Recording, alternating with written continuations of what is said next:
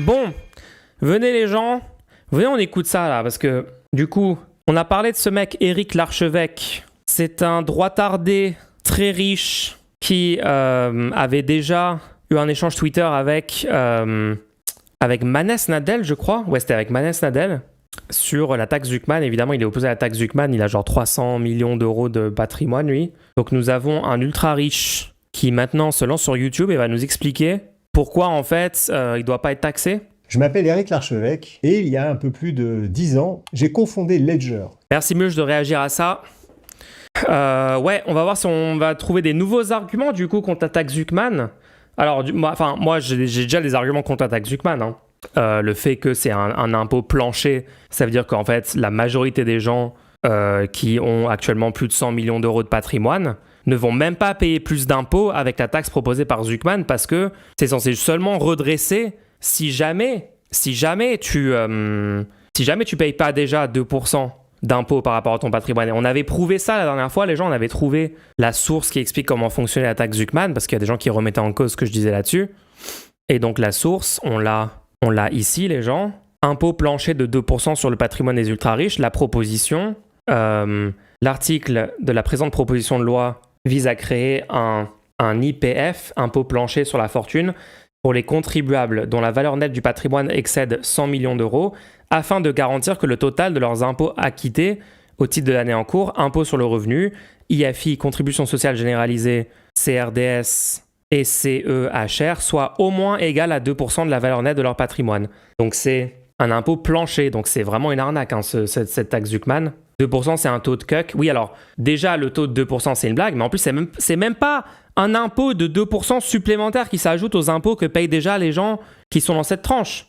Ça ne s'ajoute pas, c'est juste un redressement au plancher si jamais tu payais déjà moins de 2%. Donc il y a probablement, s'ils ne sont pas tous des fraudeurs fiscaux, beaucoup de ces gens payent déjà plus que 2%, donc ils ne vont même pas être taxés en plus si on fait passer cette loi. Et vous vous rendez compte, même avec ces conditions ultra restrictives, cette loi réussit à récupérer genre 20 milliards ou 30 milliards ou 40, je ne sais plus comment ils l'ont chiffré. Bref, Zuckman, c'est vraiment une proposition de droite en fait, cette taxe Zuckman. Il faut vraiment comprendre que c'est rien du tout. La vérité, c'est qu'il faut un impôt progressif sur le patrimoine qui s'ajoute aux impôts déjà existants. Ou alors, vas-y, moi je suis chaud d'enlever la TVA, la CSG et d'autres impôts comme ça, mais il faut un impôt progressif sur le patrimoine, en tout cas, qui taxe entre 0% et 60, 70, 90, si vraiment on veut aller jusqu'au bout de cette logique, qui taxe ces taux-là sur le patrimoine et de façon progressive avec des tranches. Et là, c'est littéralement 2%.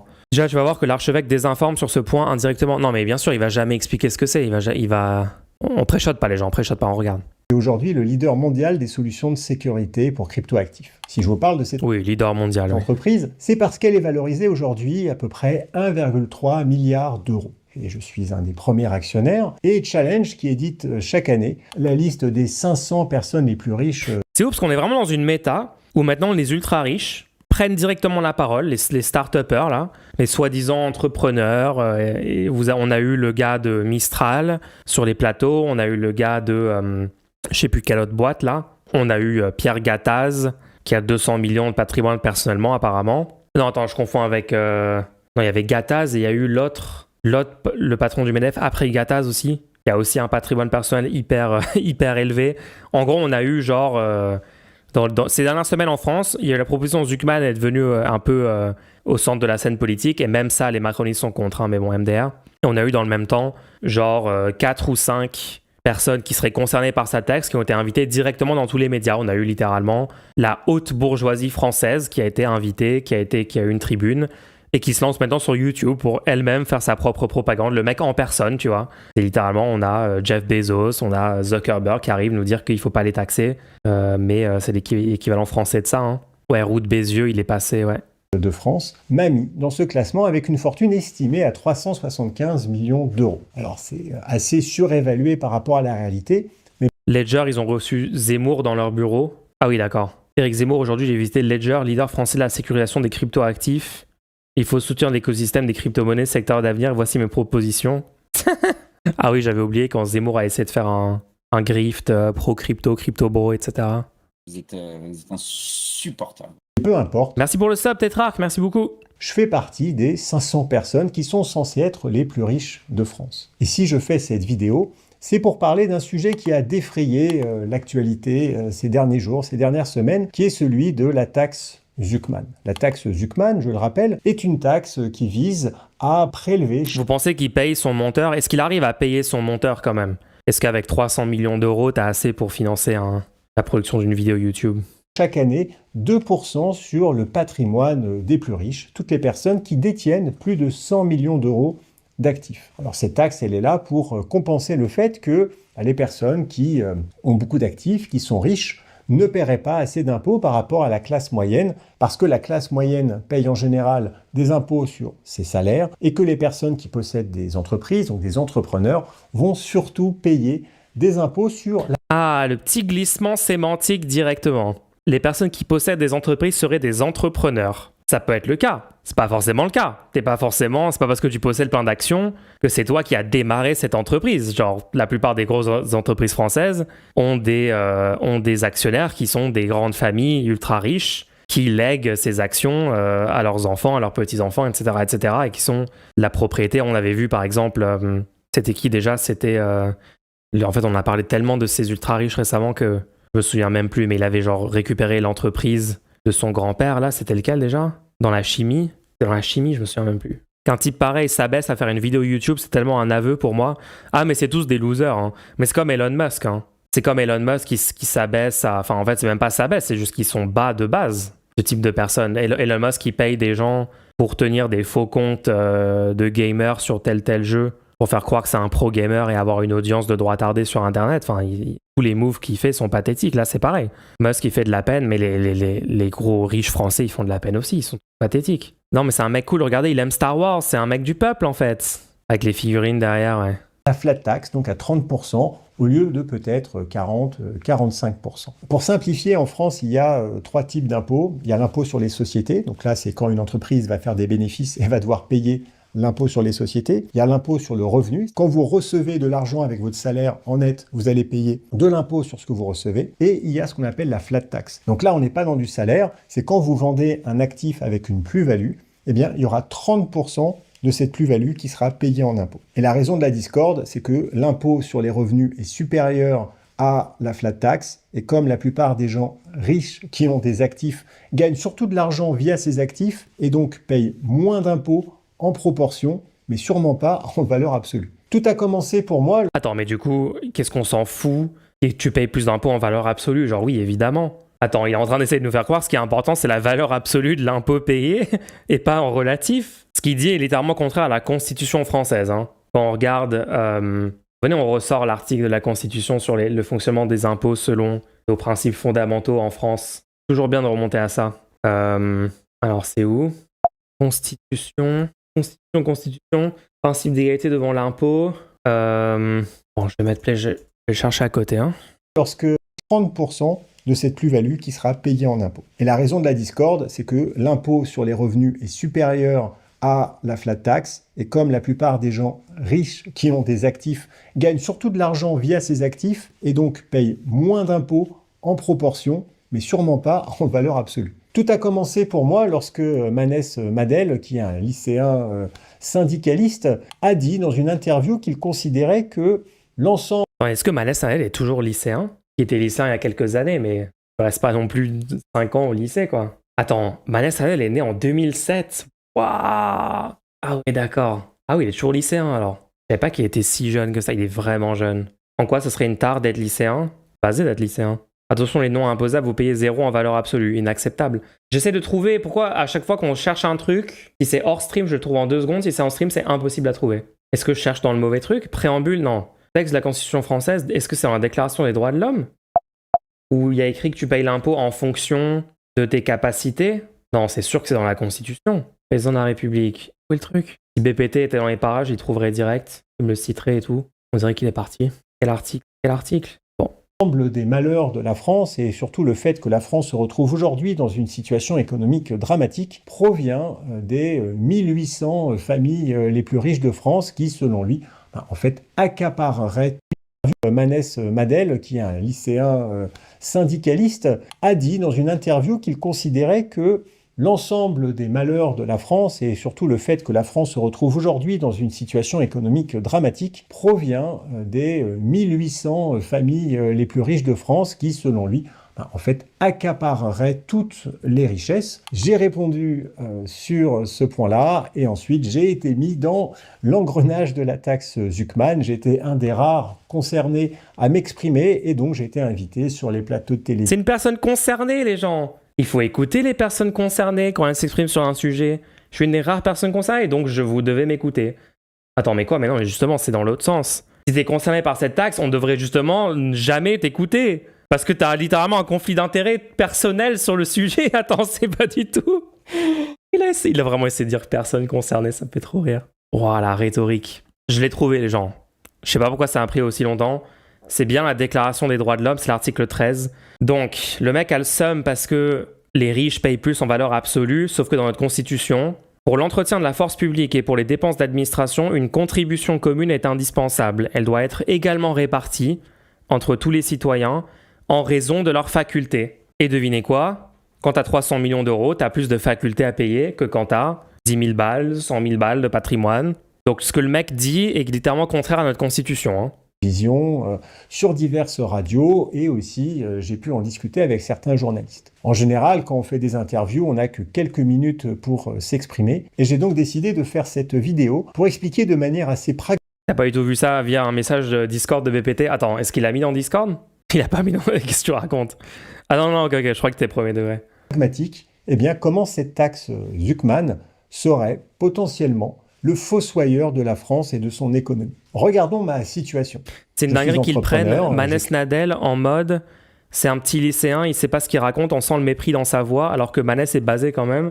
Bah Manès a raison, enfin oui, genre objectivement. Pour l'entretien de la force publique et pour les dépenses, ah tu viens de le trouver, bien joué. On va trouver en même temps. Du coup, il va nous ressortir l'argumentaire que c'est impossible qu'il paye des impôts. Techniquement impossible, une taxe qui était en place avant 2017, une imposition sur le patrimoine mobilier qui était déjà en place avec l'ISF. En fait, c'est complètement impossible.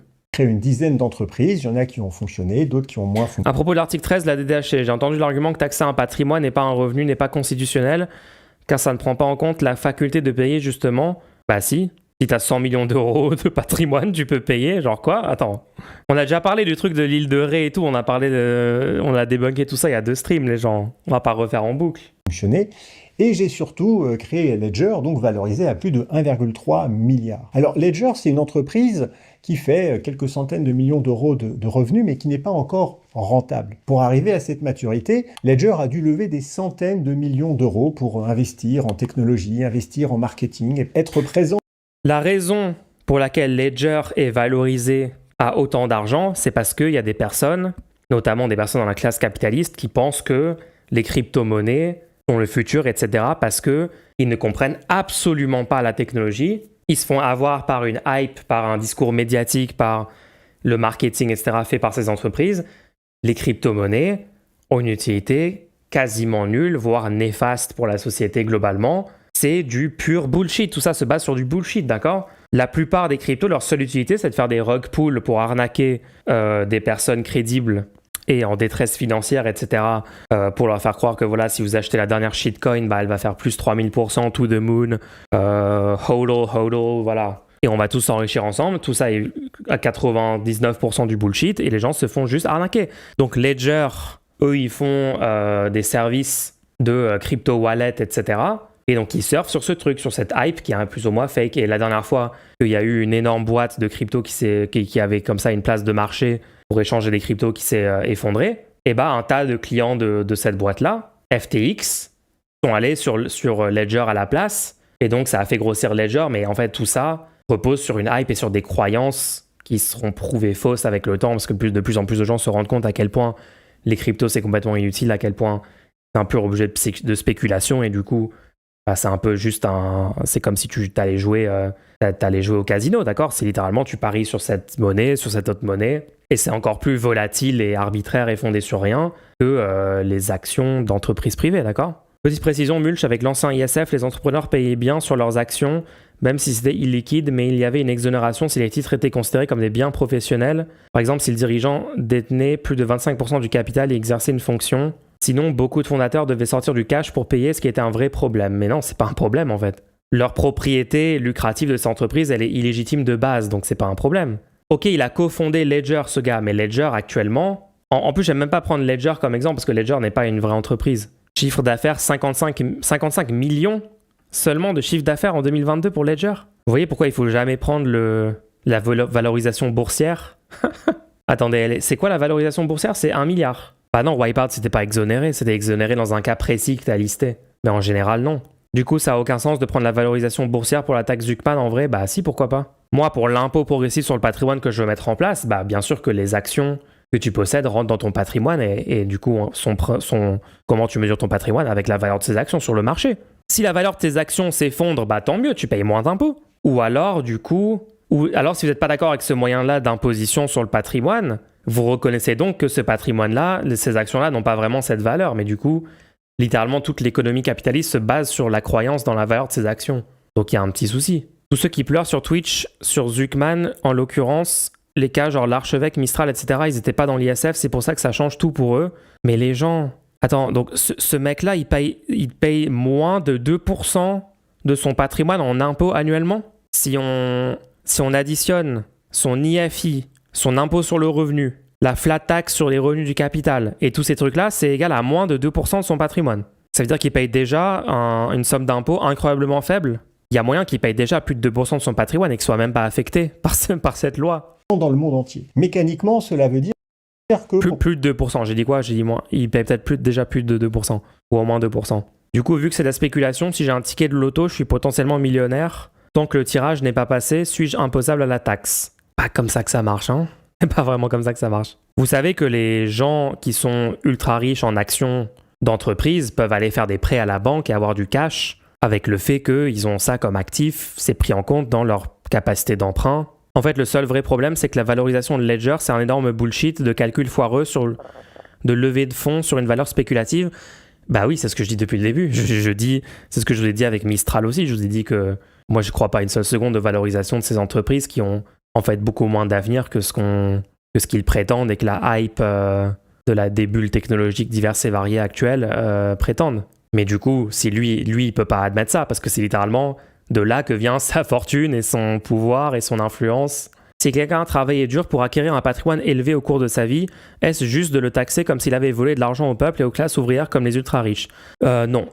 Tu peux en effet t'enrichir en travaillant dur et t'enrichir de façon légitime et j'ai aucun problème avec ça. Par contre, pour le cas de personnes qui ont fondé des entreprises, qui ont potentiellement travaillé dur au début de l'entreprise pour qu'elle décolle, etc., ça, je vais jamais nier que ces cas-là existent. Hein. Je pense qu'au bout d'un certain moment, où tu as 10 salariés qui travaillent avec toi, après 50 salariés qui travaillent avec toi, 100 salariés, etc., au bout d'un certain moment, ce n'est plus toi qui produis une part significative des richesses produites par l'entreprise année après année. Et donc, il n'y a plus de raison que ça soit toi qui touche une part complètement disproportionnée des bénéfices de l'entreprise. Si tu possèdes 25% des parts et tu touches 25% des dividendes versés, alors que la plupart des travailleurs n'ont peut-être même pas d'action dans l'entreprise, sont peut-être même pas associés à l'entreprise, il y a une injustice, il y a une exploitation en fait, il y a un vol qui est en train d'être opéré, sous le prétexte qu'une personne a été le fondateur initialement,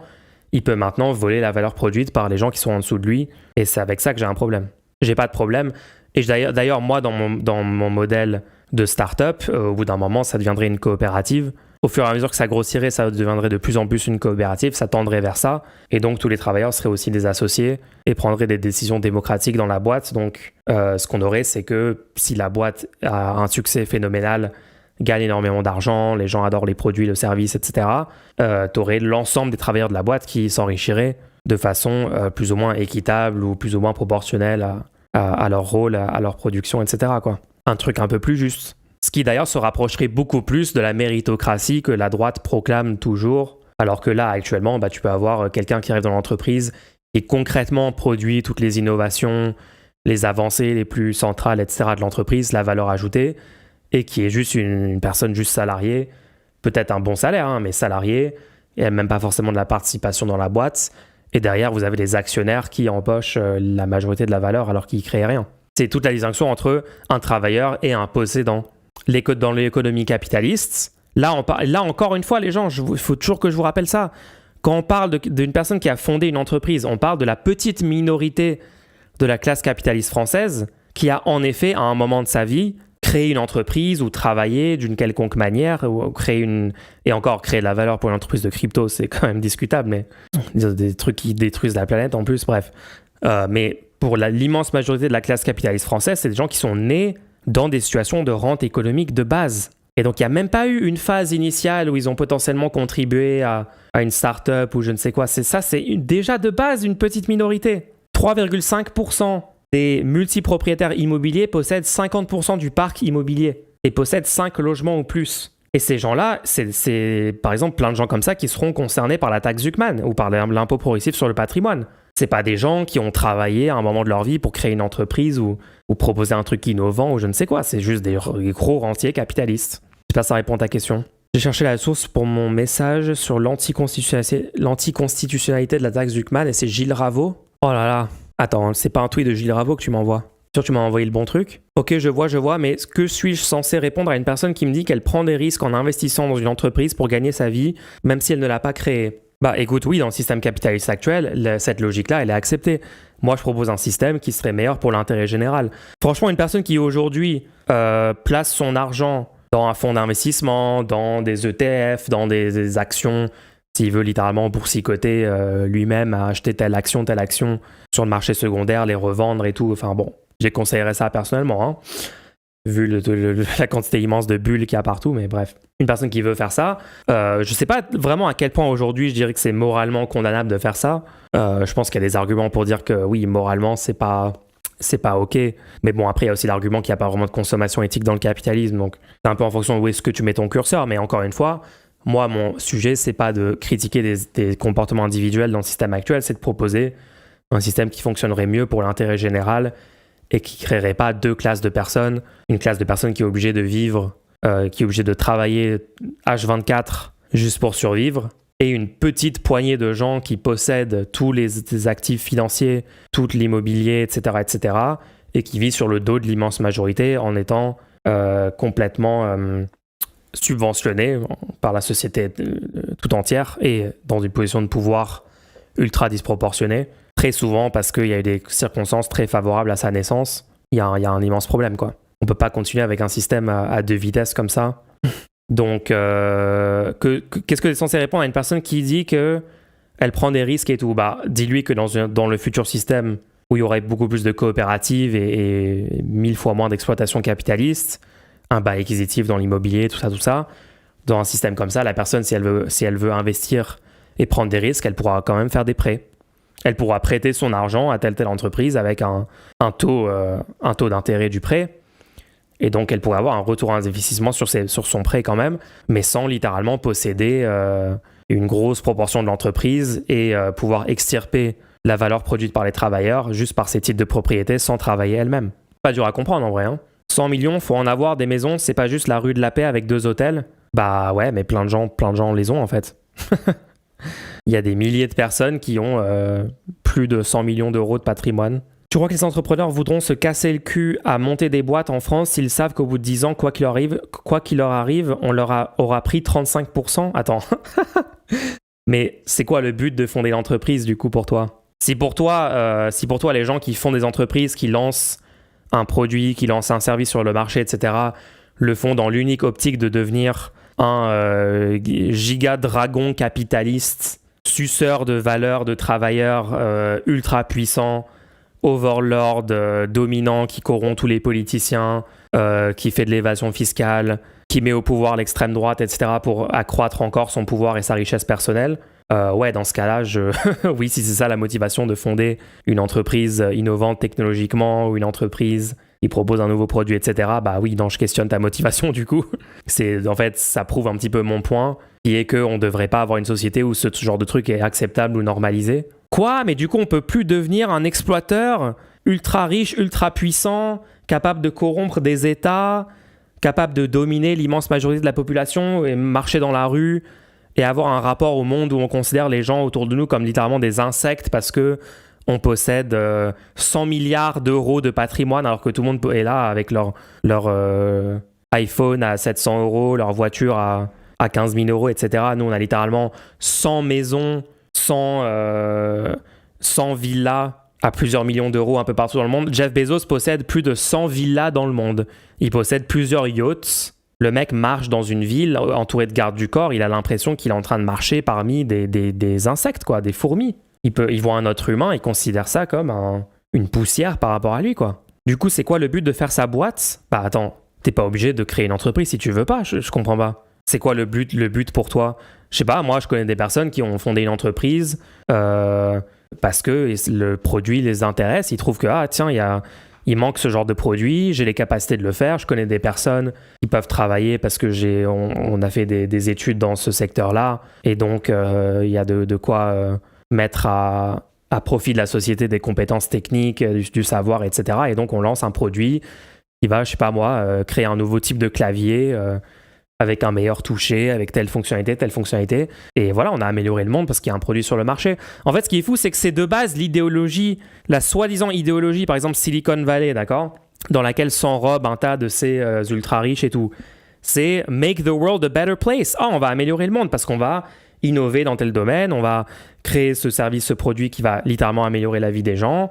Genre pour vous, par exemple, la création des smartphones, il n'y a pas de valeur ajoutée dans nos vies. Il n'y a pas genre maintenant la capacité de faire un appel vidéo avec nos proches à l'autre bout de la planète. Maintenant, on peut faire ceci, faire cela, écouter de la musique avec les AirPods, avec les trucs.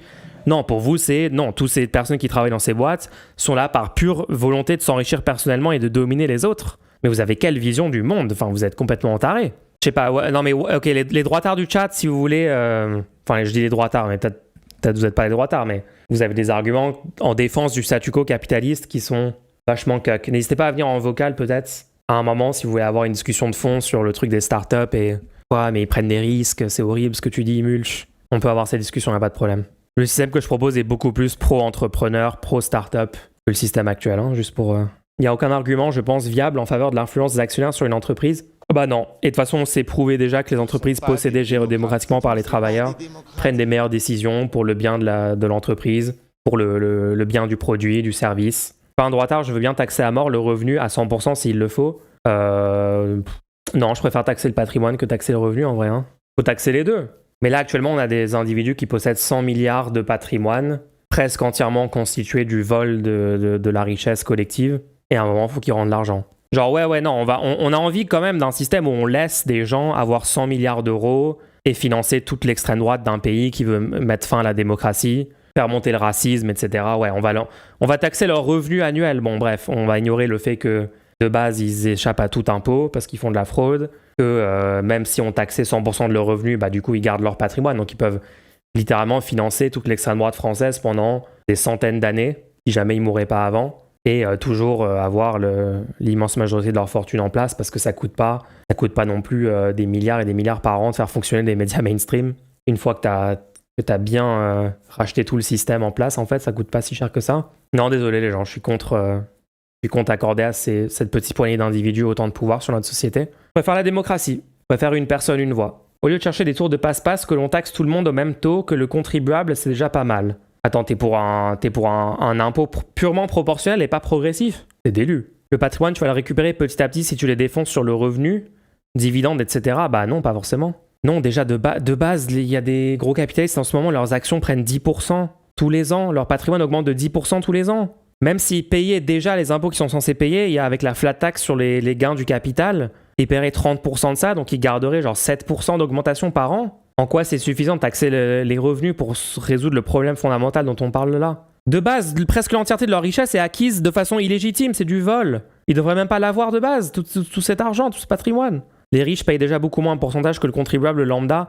Bah du coup, mettons LFI au pouvoir le plus vite possible pour changer ce truc. C'est les seuls qui prennent au sérieux le sujet de l'évasion fiscale, la fraude fiscale et les montages financiers qu'ils font pour échapper à l'impôt. Macron avait prétendu qu'il voulait lutter contre, ça fait 8 ans qu'il est au pouvoir, il a rien fait. Au contraire, il a baissé l'impôt des riches, il a fait tout le contraire. Vous n'avez pas d'élu. Le React, oui, pardon, je réponds au chat. Pouvoir fait quelques centaines de millions d'euros de revenus, mais qui n'est pas encore rentable. Pour arriver à cette maturité, Ledger a dû lever des centaines de millions d'euros pour investir en technologie, investir en marketing, et être présent dans le monde entier. Mécaniquement, cela veut dire que pour pouvoir lever plusieurs centaines de millions d'euros, il faut valoriser ces entreprises à des montants bien plus élevés. Par exemple, plus d'1 milliard. Pourquoi? Parce que si on ne le faisait pas... Attendez, on est d'accord que Ledger, c'est ceux qui vendaient le truc physique pour mettre ses bitcoins dedans à genre 400 € là. Alors comment il prend un ton genre super sérieux et on a dû vraiment faire des investissements sérieux dans des technologies, dans des trucs avancés, alors que les produits vendus, c'est littéralement des scams. C'est lequel qu'on avait vu l'autre fois? Ledger Flex? Non, c'était pas ça. Ledger Stacks, voilà, ça c'est leur super produit hyper innovant. Ledger Stacks, 400 €. Le Ledger Stacks a été conçu pour vous permettre d'utiliser vos cryptos et NFT quotidiennement dans le plus grand confort. Qui utilise des NFT au jour le jour? Les NFT sont morts. Moi, je vous conseille, ceci n'est pas un conseil financier, mais je pense que si vous shortez, si vous shortez Ledger sur le marché, ceci n'est pas un conseil financier. Il vibre au moins. Non, mais c'est quoi ce produit de merde? Qui va acheter ça à 400 €? Signez vos transactions en un clin d'œil en toute transparence sur le premier écran tactile e-ink incurvé au monde. Quoi? Attends, c'est un Kindle le truc? Mais tu peux juste faire tout ça sur ton téléphone. Personnalisez l'écran de verrouillage avec votre image ou votre NFT préféré. Les gens, sur les fonctionnalités techniques de tout ça, vous pouvez juste installer une appli sur votre smartphone et ça vous fait déjà un wallet crypto. Vous installez un logiciel open source et pouf, vous avez la même chose MDR. Non mais c'est complètement fou. Je veux pas que l'État soit actionnaire de ce scam de Ledger, laisse-lui. Tu m'as convaincu. Ouais, mais avec ça, tu peux te sentir comme un business angel dans le crypto futur. Non mais c'est ça, c'est juste un grift, c'est juste te sentir, genre regarde, genre flex auprès de tes potes, crypto bro aussi, regarde, moi j'ai le dernier Ledger et tout, ça a aucune utilité concrète. C'est du vent. Adoptez la sécurité sans compromis de Ledger et vous avez enfin l'esprit tranquille. Ça, c'est vraiment... Leurs clients, c'est les gens qui comprennent rien à la sécurité informatique. Votre propre solution de sauvegarde privée est désormais incluse. La Ledger Recovery Key, une carte protégée par un code PIN et une puce Secure Element est sous votre contrôle exclusif. Surprise, surprise, j'ai le Secure Enclave sur mon iPhone en fait. Pourquoi j'ai besoin de ce produit? C'est fou qu'une boîte comme ça soit considérée comme un succès. Stakez vos cryptos. Vous pourrez recevoir des récompenses en mettant en staking vos ETH, SOL, Atom, ADA et une multitude d'autres cryptos. Pilotez votre portefeuille crypto. Je sais pas, ça me donne vraiment des vibes FTX. Eh bien, les nouveaux actionnaires viendraient écraser nos participations. Ça veut dire que pour pouvoir lever plusieurs centaines de millions d'euros, il faut valoriser ces entreprises à des montants bien plus élevés. Attends, donc là, il est en train de nous expliquer comment il scam d'autres giga riches pour qu'ils investissent dans sa boîte. Il est en train de nous dire, non mais on doit mentir sur la valorisation pour que les gens acceptent de... Mais pourquoi tu dirais ça publiquement? Je comprends pas. Quoi? 50 millions d'euros de chiffre d'affaires, donc il y a vraiment beaucoup de gens qui achètent. Bah, je sais pas comment ils font leur chiffre d'affaires. Je sais pas sur quel produit, parce que ça, c'est qu'un type de produit. Hein. Produit, appli et services, apprendre. Ah, Ledger Entreprise, plateforme d'actifs numériques complète pour les institutions. Partenaire Ledger, devenez un revendeur ou un affilié. Des cartes de crédit et des clés USB. Ils prennent surtout sur les transactions de leurs utilisateurs. Bah oui, c'est comme toutes les plateformes crypto. Le gros de leurs revenus doit venir du fait qu'ils prennent un pourcentage sur chaque transaction crypto. Donc en fait, c'est juste ils prennent l'argent de leurs clients sur des... Parce que les clients ont la flemme d'utiliser un truc plus manuel, plus bas niveau pour gérer leur crypto-monnaie. Donc en gros, c'est comme un broker d'actions qui prend un pourcentage, quoi, c'est ça. Comme Binance, oui, comme tous les trucs. En d'habitude, ils prennent pas de pourcentage, ça m'étonnerait. C'est juste un wallet hardware. T'es sûr que c'est juste un wallet hardware? Pourquoi? Alors, si c'est juste un wallet hardware, pourquoi sur la page Wikipédia, il parlait du fait que quand FTX s'est effondré, il y a plein de gens qui sont allés sur Ledger, du coup, si c'est pas une plateforme? Peut-être j'étais induit en erreur par l'article Wikipédia. Il y a une application wallet crypto. Non, ils ont une application. Achetez et vendez des cryptos. Il y a peut-être 2 Ledger, on est à l'abri de rien. Non. Sur Ledger Live, ils prennent, je pense, mais après, tu ne peux ne pas utiliser le logiciel Ledger Live pour acheter des cryptos, même si tu as une Ledger pour stocker des cryptos. Ouais, échanger des cryptos. Si, ils ont une plateforme d'échange de cryptos. Hein. Regardez, l'interface, c'est comme d'autres trucs. C'est ça, au lieu de stocker chez FTX avec les private keys chez FTX, ils ont migré sur des ledgers pour own eux-mêmes la private key et protéger eux-mêmes. Ok. Franchement, à ce stade, quelqu'un qui ouvre un stand de bubble tea apporte plus de valeur à la société que cette boîte. Hein. Par exemple, plus d'1 milliard. Pourquoi? Parce que si on ne le faisait pas, eh bien, les nouveaux actionnaires viendraient écraser nos participations et au final, on se retrouverait avec 2%, 1%, des montants ridicules. Et donc, c'est ainsi que fonctionne le développement économique dans les startups. On va valoriser une entreprise à un potentiel futur et on va lever des fonds pour pouvoir assurer ce développement économique. C'est pour cela que les startups sont souvent valorisées de façon assez importante et pour autant, elles ne génèrent pas de dividendes ou de profits pour ses actionnaires. Une entreprise dans les technologies va mettre 10 ans, 20 ans avant d'arriver à une véritable maturité qui permettra un jour de pouvoir verser des dividendes. Si j'explique tout ça dans un premier temps, c'est pour vous permettre de mieux comprendre la raison pour laquelle on peut avoir des entreprises qui sont valorisées à plus d'1 milliard et pour autant ne pas être en capacité de pouvoir distribuer des dividendes à ses actionnaires. Donc moi, Vous savez comment on règle ce problème instantanément? L'entreprise devient une coopérative. Impôt progressif sur le patrimoine, entreprise coopérative, la plupart des... attendez, il y a combien de salariés dans le truc? 700 personnes?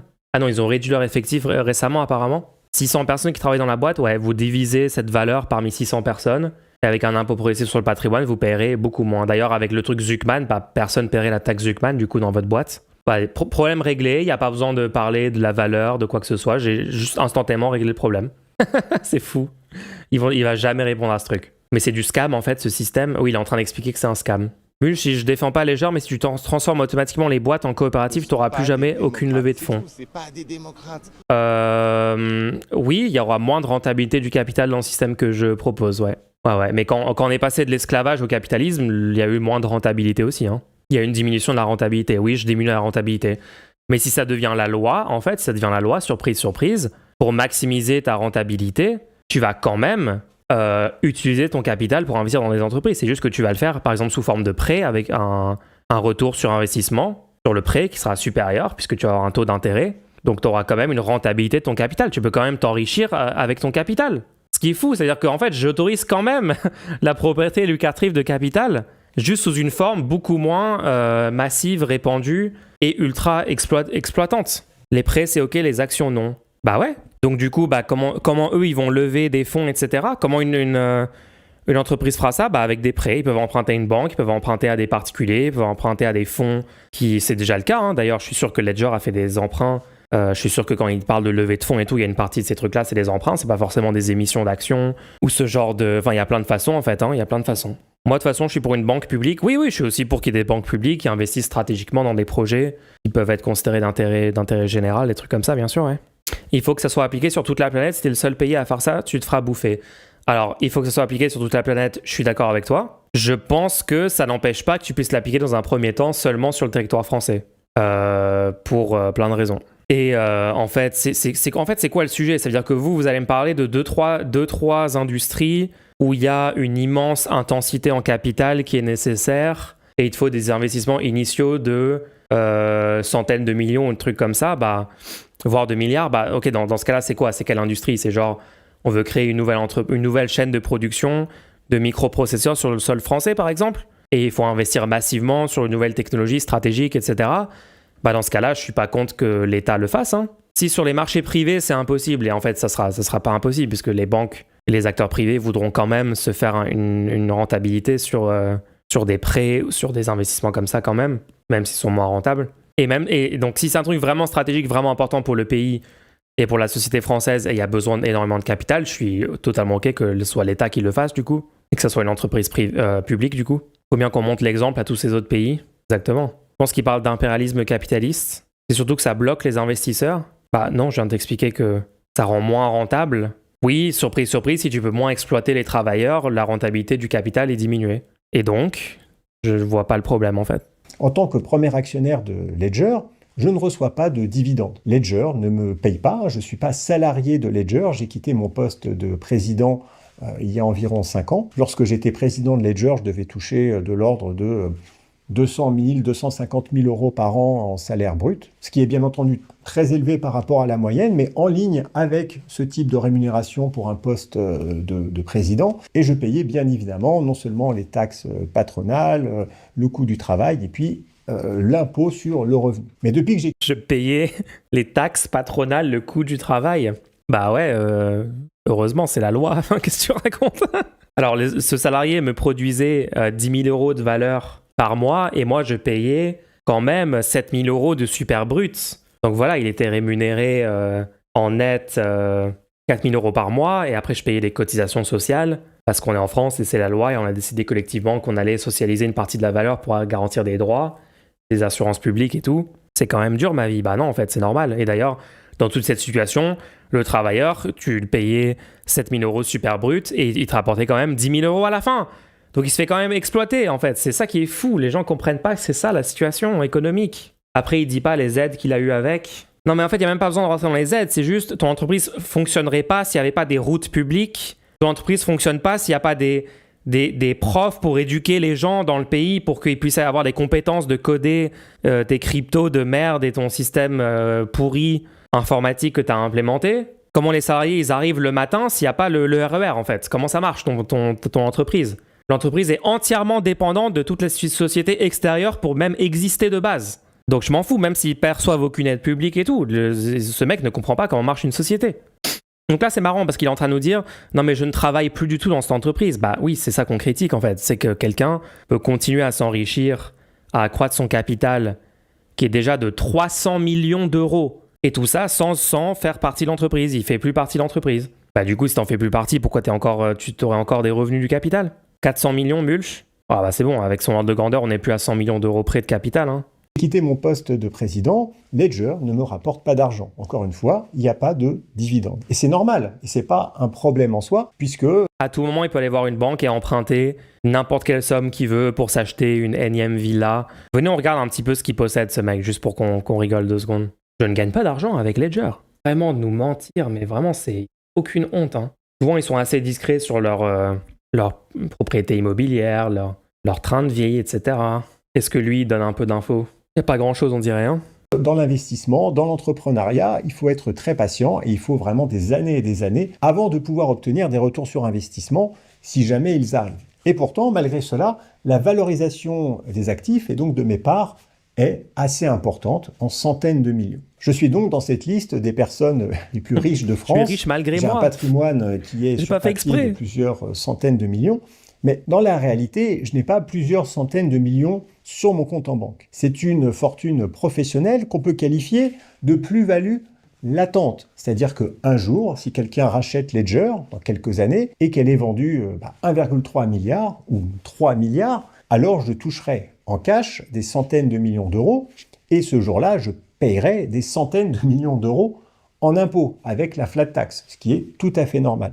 Mais d'ici là, la possession de ces actions ne me rapporte rien. Tout ce que représentent ces actions, c'est le potentiel futur, c'est la capacité aussi de vote aux assemblées générales pour avoir un contrôle, un minimum de contrôle sur l'entreprise, c'est un outil de gouvernance. Attends, tu viens de dire que tu n'avais plus de rôle, donc du coup, pourquoi c'est légitime que tu contrôles l'entreprise et tu prennes des décisions? Attends, mais cette vidéo est un immense contre son camp. Genre, tout ce qu'il dit me convainc du système politique que je suis en train de proposer. Encore plus. Vends tes actions au lieu de pleurer. Le mec, à tout moment, peut vendre ses actions. Il peut dire « Oh, je vends 5% de mes actions. » Et du coup, sur mes 400 millions, j'ai littéralement 20 millions d'euros en cash. Quoi? Je ne gagne pas d'argent avec ça. Mais tu peux en gagner à tout moment. BPT, ce sont juste des bouts de papier, pas des billets. Je les dépense pas. Je n'ai pas d'argent sur moi. J'ai que ces billets de 500 euros que j'ai par pile de milliers derrière moi. C'est pas vraiment... Enfin, l'argent ne se mange pas, vous comprenez? Pas vraiment de la valeur. Et puis aussi, c'est la satisfaction d'avoir ce potentiel, le fait d'avoir réussi avec Ledger.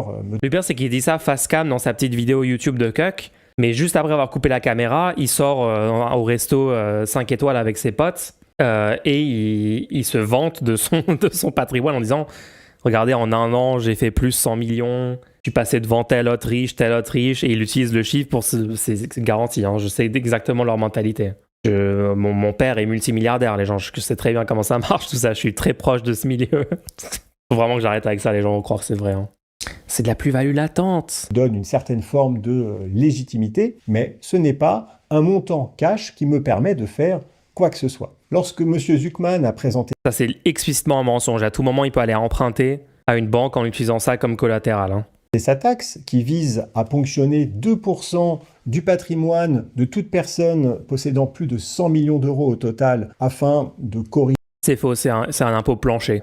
C'est pas 2% en plus. Le fait que finalement, en tant qu'entrepreneur, on ne paye pas assez d'impôts parce qu'on ne se paye pas assez de salaire. Le problème s'est posé pour moi. Si je dois chaque année donner 2%, c'est-à-dire environ 7 millions d'euros ou même 5 millions d'euros, peu importe, eh bien je n'ai pas les moyens de le faire. Alors, ça paraît complètement absurde, et là, il ne s'agit pas pour moi de me... Alors pourquoi il donne 2 chiffres? Donc si c'est 5 millions, si 2% c'est 5 millions, il a 250 millions. Et si c'est 7, il a 350. Il a entre 350 et 250 millions, mais il n'est pas sûr, tu vois. Pourquoi lui, il mérite d'avoir 300 millions, les gens? Bah, parce qu'il a vraiment travaillé dur pour créer le Bitcoin. Ah non, c'est pas lui qui a inventé Bitcoin. Il a travaillé dur pour monter le concept de NFT. Non, c'est pas lui qui a fait NFT. C'est pas lui qui... Ah bah non, en fait, je comprends même pas pourquoi il a ça. C'est une très bonne question. Genre, qu'est-ce qu'il a fait qui mérite que ce gars ait 300 millions d'euros par rapport à une personne qui a passé 20 ans de sa vie dans un hôpital public français à soigner des personnes, à leur sauver la vie tous les jours? Pourquoi ce mec-là a contribué 300 millions, par exemple 300 000 fois plus qu'une personne qui fait ça dans sa vie, tu vois? Genre, essayer de m'expliquer le concept même de la méritocratie dans ce contexte. BBT, juste une idée comme ça, c'est combien la flat tax, 30%? Qu'est-ce qu'il a fait pour mériter d'habiter dans les meilleurs quartiers de France et d'Europe? Et ouais, qu'est-ce qu'il a fait pour mériter qu'il peut se déplacer quand il veut, n'importe où sur la planète en jet privé? Il peut acheter un bateau, acheter 10 voitures, acheter 10 maisons et il lui reste encore la majorité de sa fortune. Avoir accès à toutes les consommations possibles imaginables pour le reste de sa vie. Qu'est-ce qu'il a apporté à la société pour mériter tout ça? Genre, ça n'a aucun sens. Le système est complètement absurde et dystopique. YouTube. Plaindre d'une situation, je ne suis pas du tout à plaindre. J'explique juste la situation comptable réelle qui me concerne dans un souci de transparence pour expliquer. Donc, ces actions valent un prix de marché, mais elles ne sont pas liquides. Il n'y a pas de dividende. Donc, sur mon compte en banque, en fait, il y a 0 €. Si jamais je veux...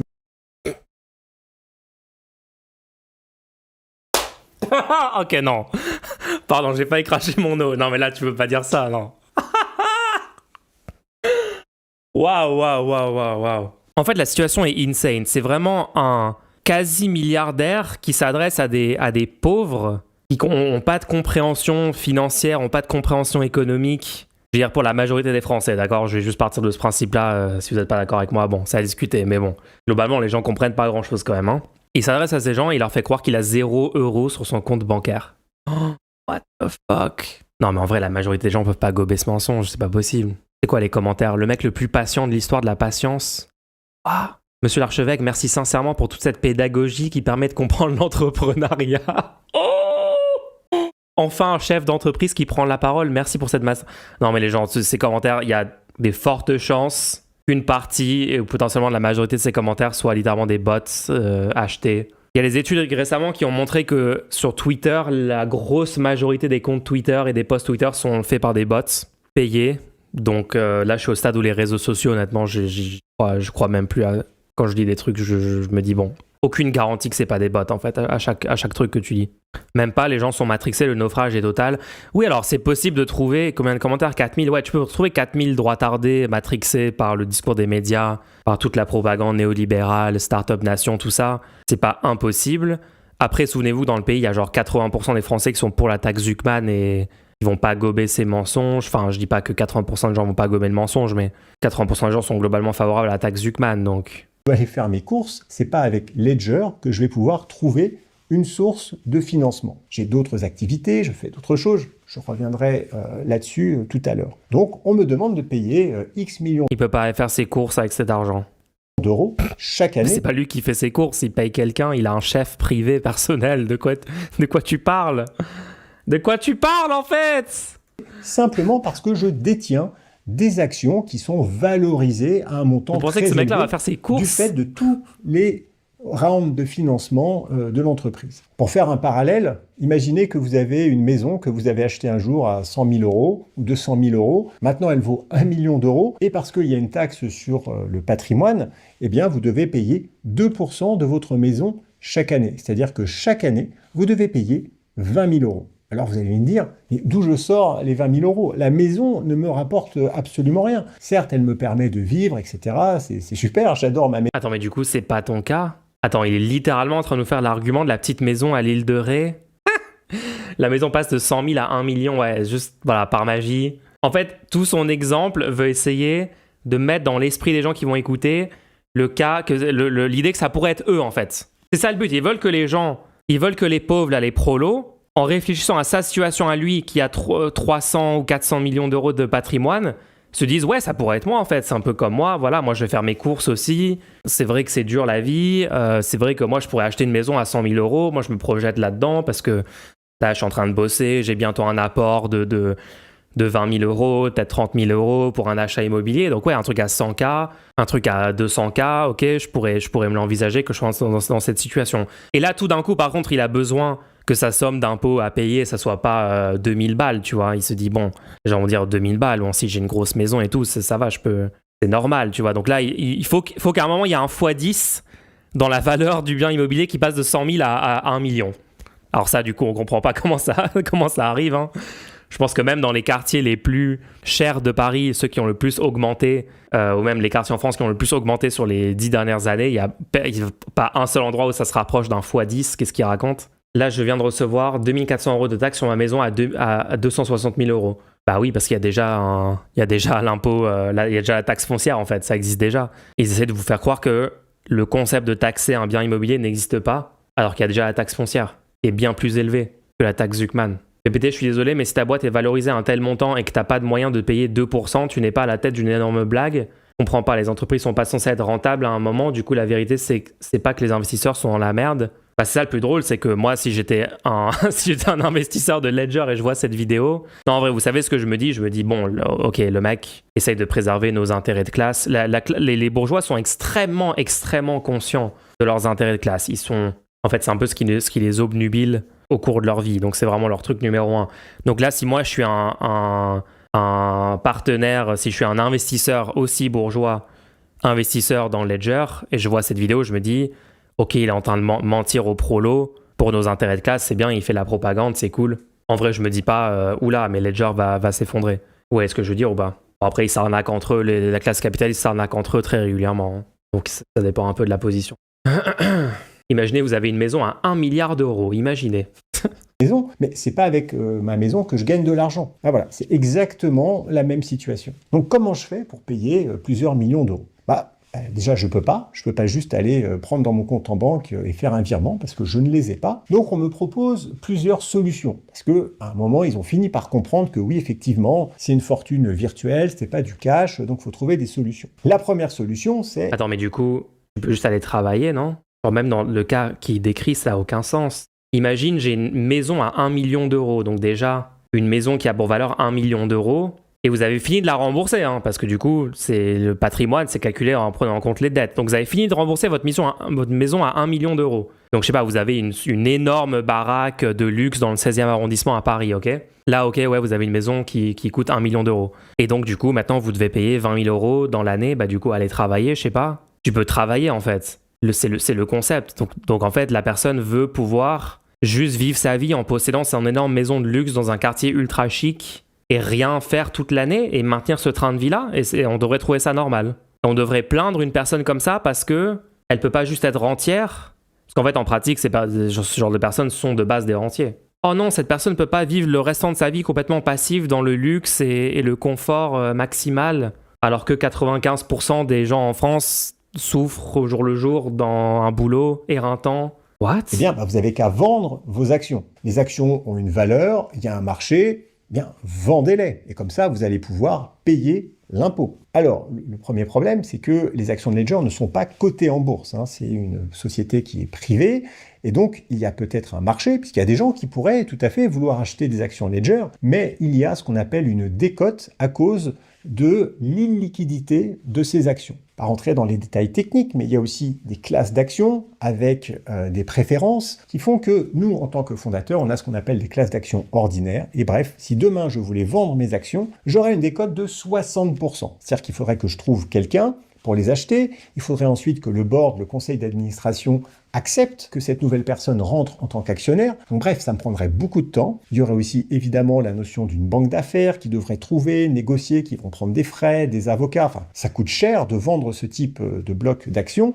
Mais... Attends, mais c'est normal. Enfin, c'est quoi? Attends. Mais c'est littéralement ton job, en fait. En fait, la plupart des gens, ils font 40 heures par semaine dans un job qu'ils détestent. Il y a des gens qui sont à la caisse dans le Franprix. Il y a des gens qui sont égoutiers. Et toi, t'es là, genre, regardez à quel point c'est dur.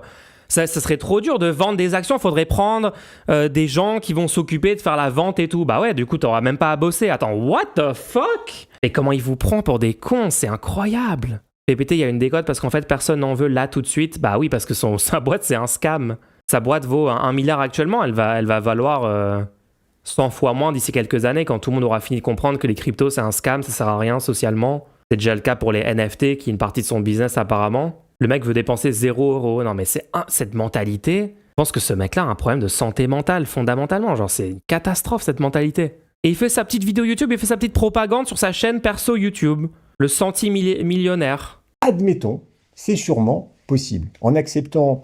C'est pas parce que les gens galèrent, Mulch, que si tu le taxes lui, les gens galéreront plus. Bah c'est pas du tout ce que j'ai dit. Quoi ? J'ai pas prétendu que si on taxait la classe capitaliste française, automatiquement, la vie des autres personnes s'améliore. C'est juste, tu peux le faire si tu réinvestis cet argent dans des choses qui améliorent la vie des gens, mais c'est même pas ça que je propose pour améliorer la vie de la majorité des gens.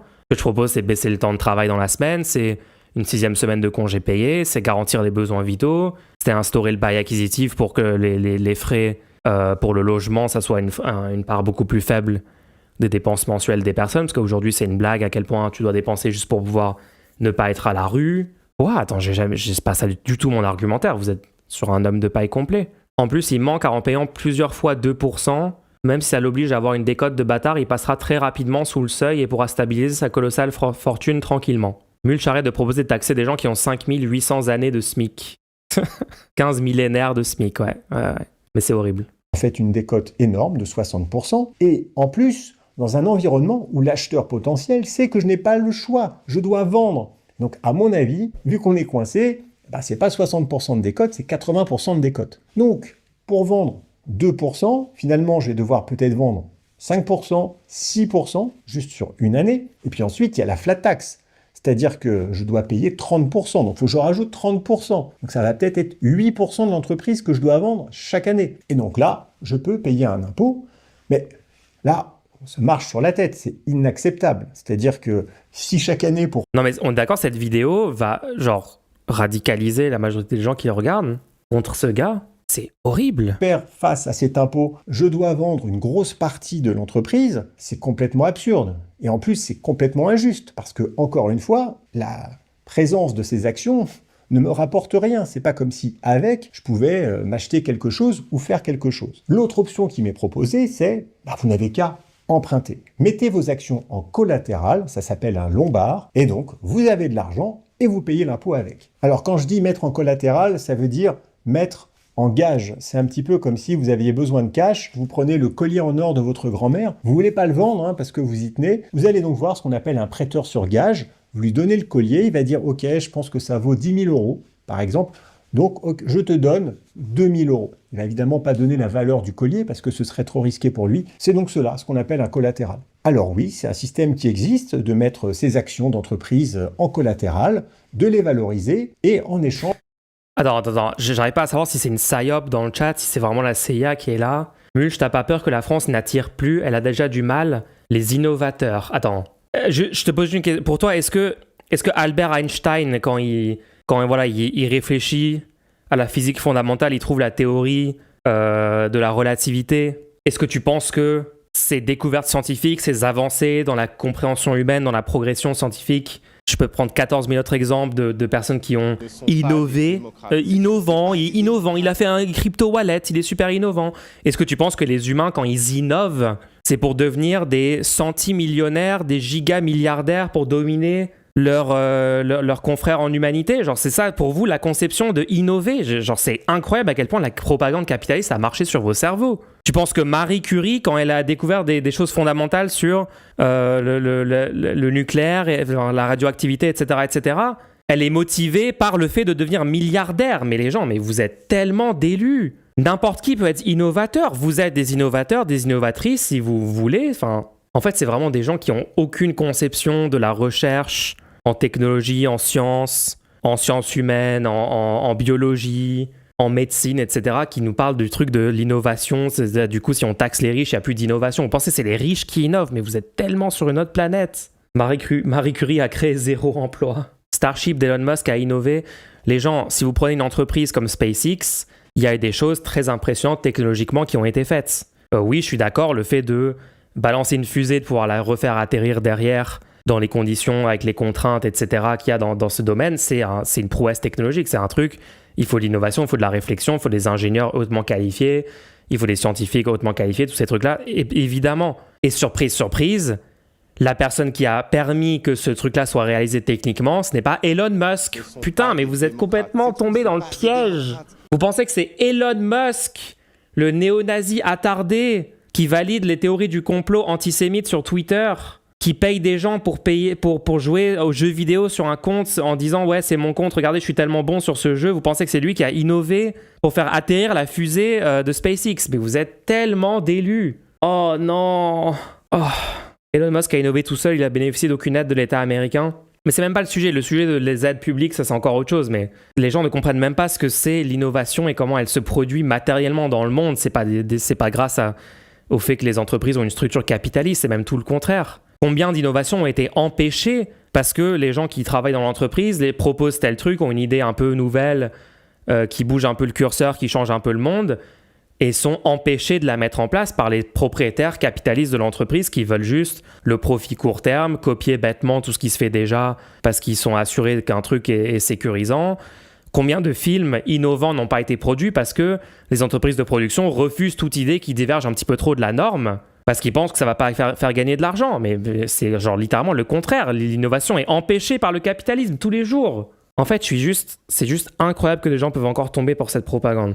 De récupérer de l'argent qui est emprunté et garanti par ses actions et puis aussi le reste de son patrimoine. Cependant, pour une entreprise qui n'est pas cotée en bourse, il y a très très peu de banques qui acceptent de faire ce type de lombard, de prêt, et ce qu'on appelle le loan to value, le LTV, c'est-à-dire le ratio entre ce que vous devez mettre en face pour obtenir un crédit, eh bien, est extrêmement faible. Si je veux emprunter 2 millions d'euros, eh bien, il va falloir que je mette en face 20, 30, 40 millions d'euros de garantie. Et de toute façon, c'est même pas sûr que la banque accepte de prendre le risque. Et si jamais elle acceptait de prendre le risque, je devrais de toute manière mettre en garantie, en collatéral supplémentaire, tout ce que j'ai. À savoir, par exemple, mon domaine, ma maison, là où je suis actuellement. Et donc, admettons que je fasse ça. Mon domaine, il a dit mon domaine. Admettons que je trouve une banque qui accepte. Et d'autant plus qu'ils vont me dire, mais cet argent, vous allez en faire quoi? Je vais dire, c'est pour payer mes impôts. Donc c'est mon perdu. château. Là, ils vont dire, attendez, non, on va pas... Mes terres, je vais devoir céder une partie de mes terres, mon territoire, mes îles. Mes îles devront réduire un petit peu en surface.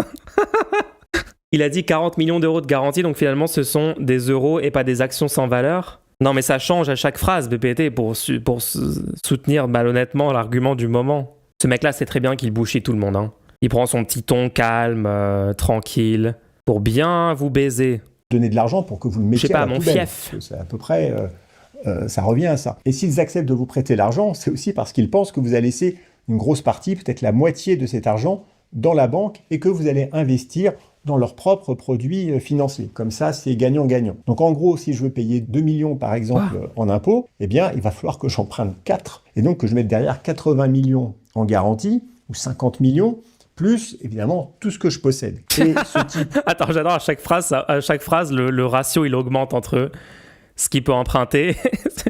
En fait, pour emprunter, genre, moi, là, si je descends dans la rue, je vais à ma banque, je vais emprunter 1000 euros, mais en fait, c'est 400 millions d'euros que je vais devoir mettre dans la balance pour ça. Parce qu'en fait, il y a 800 étapes.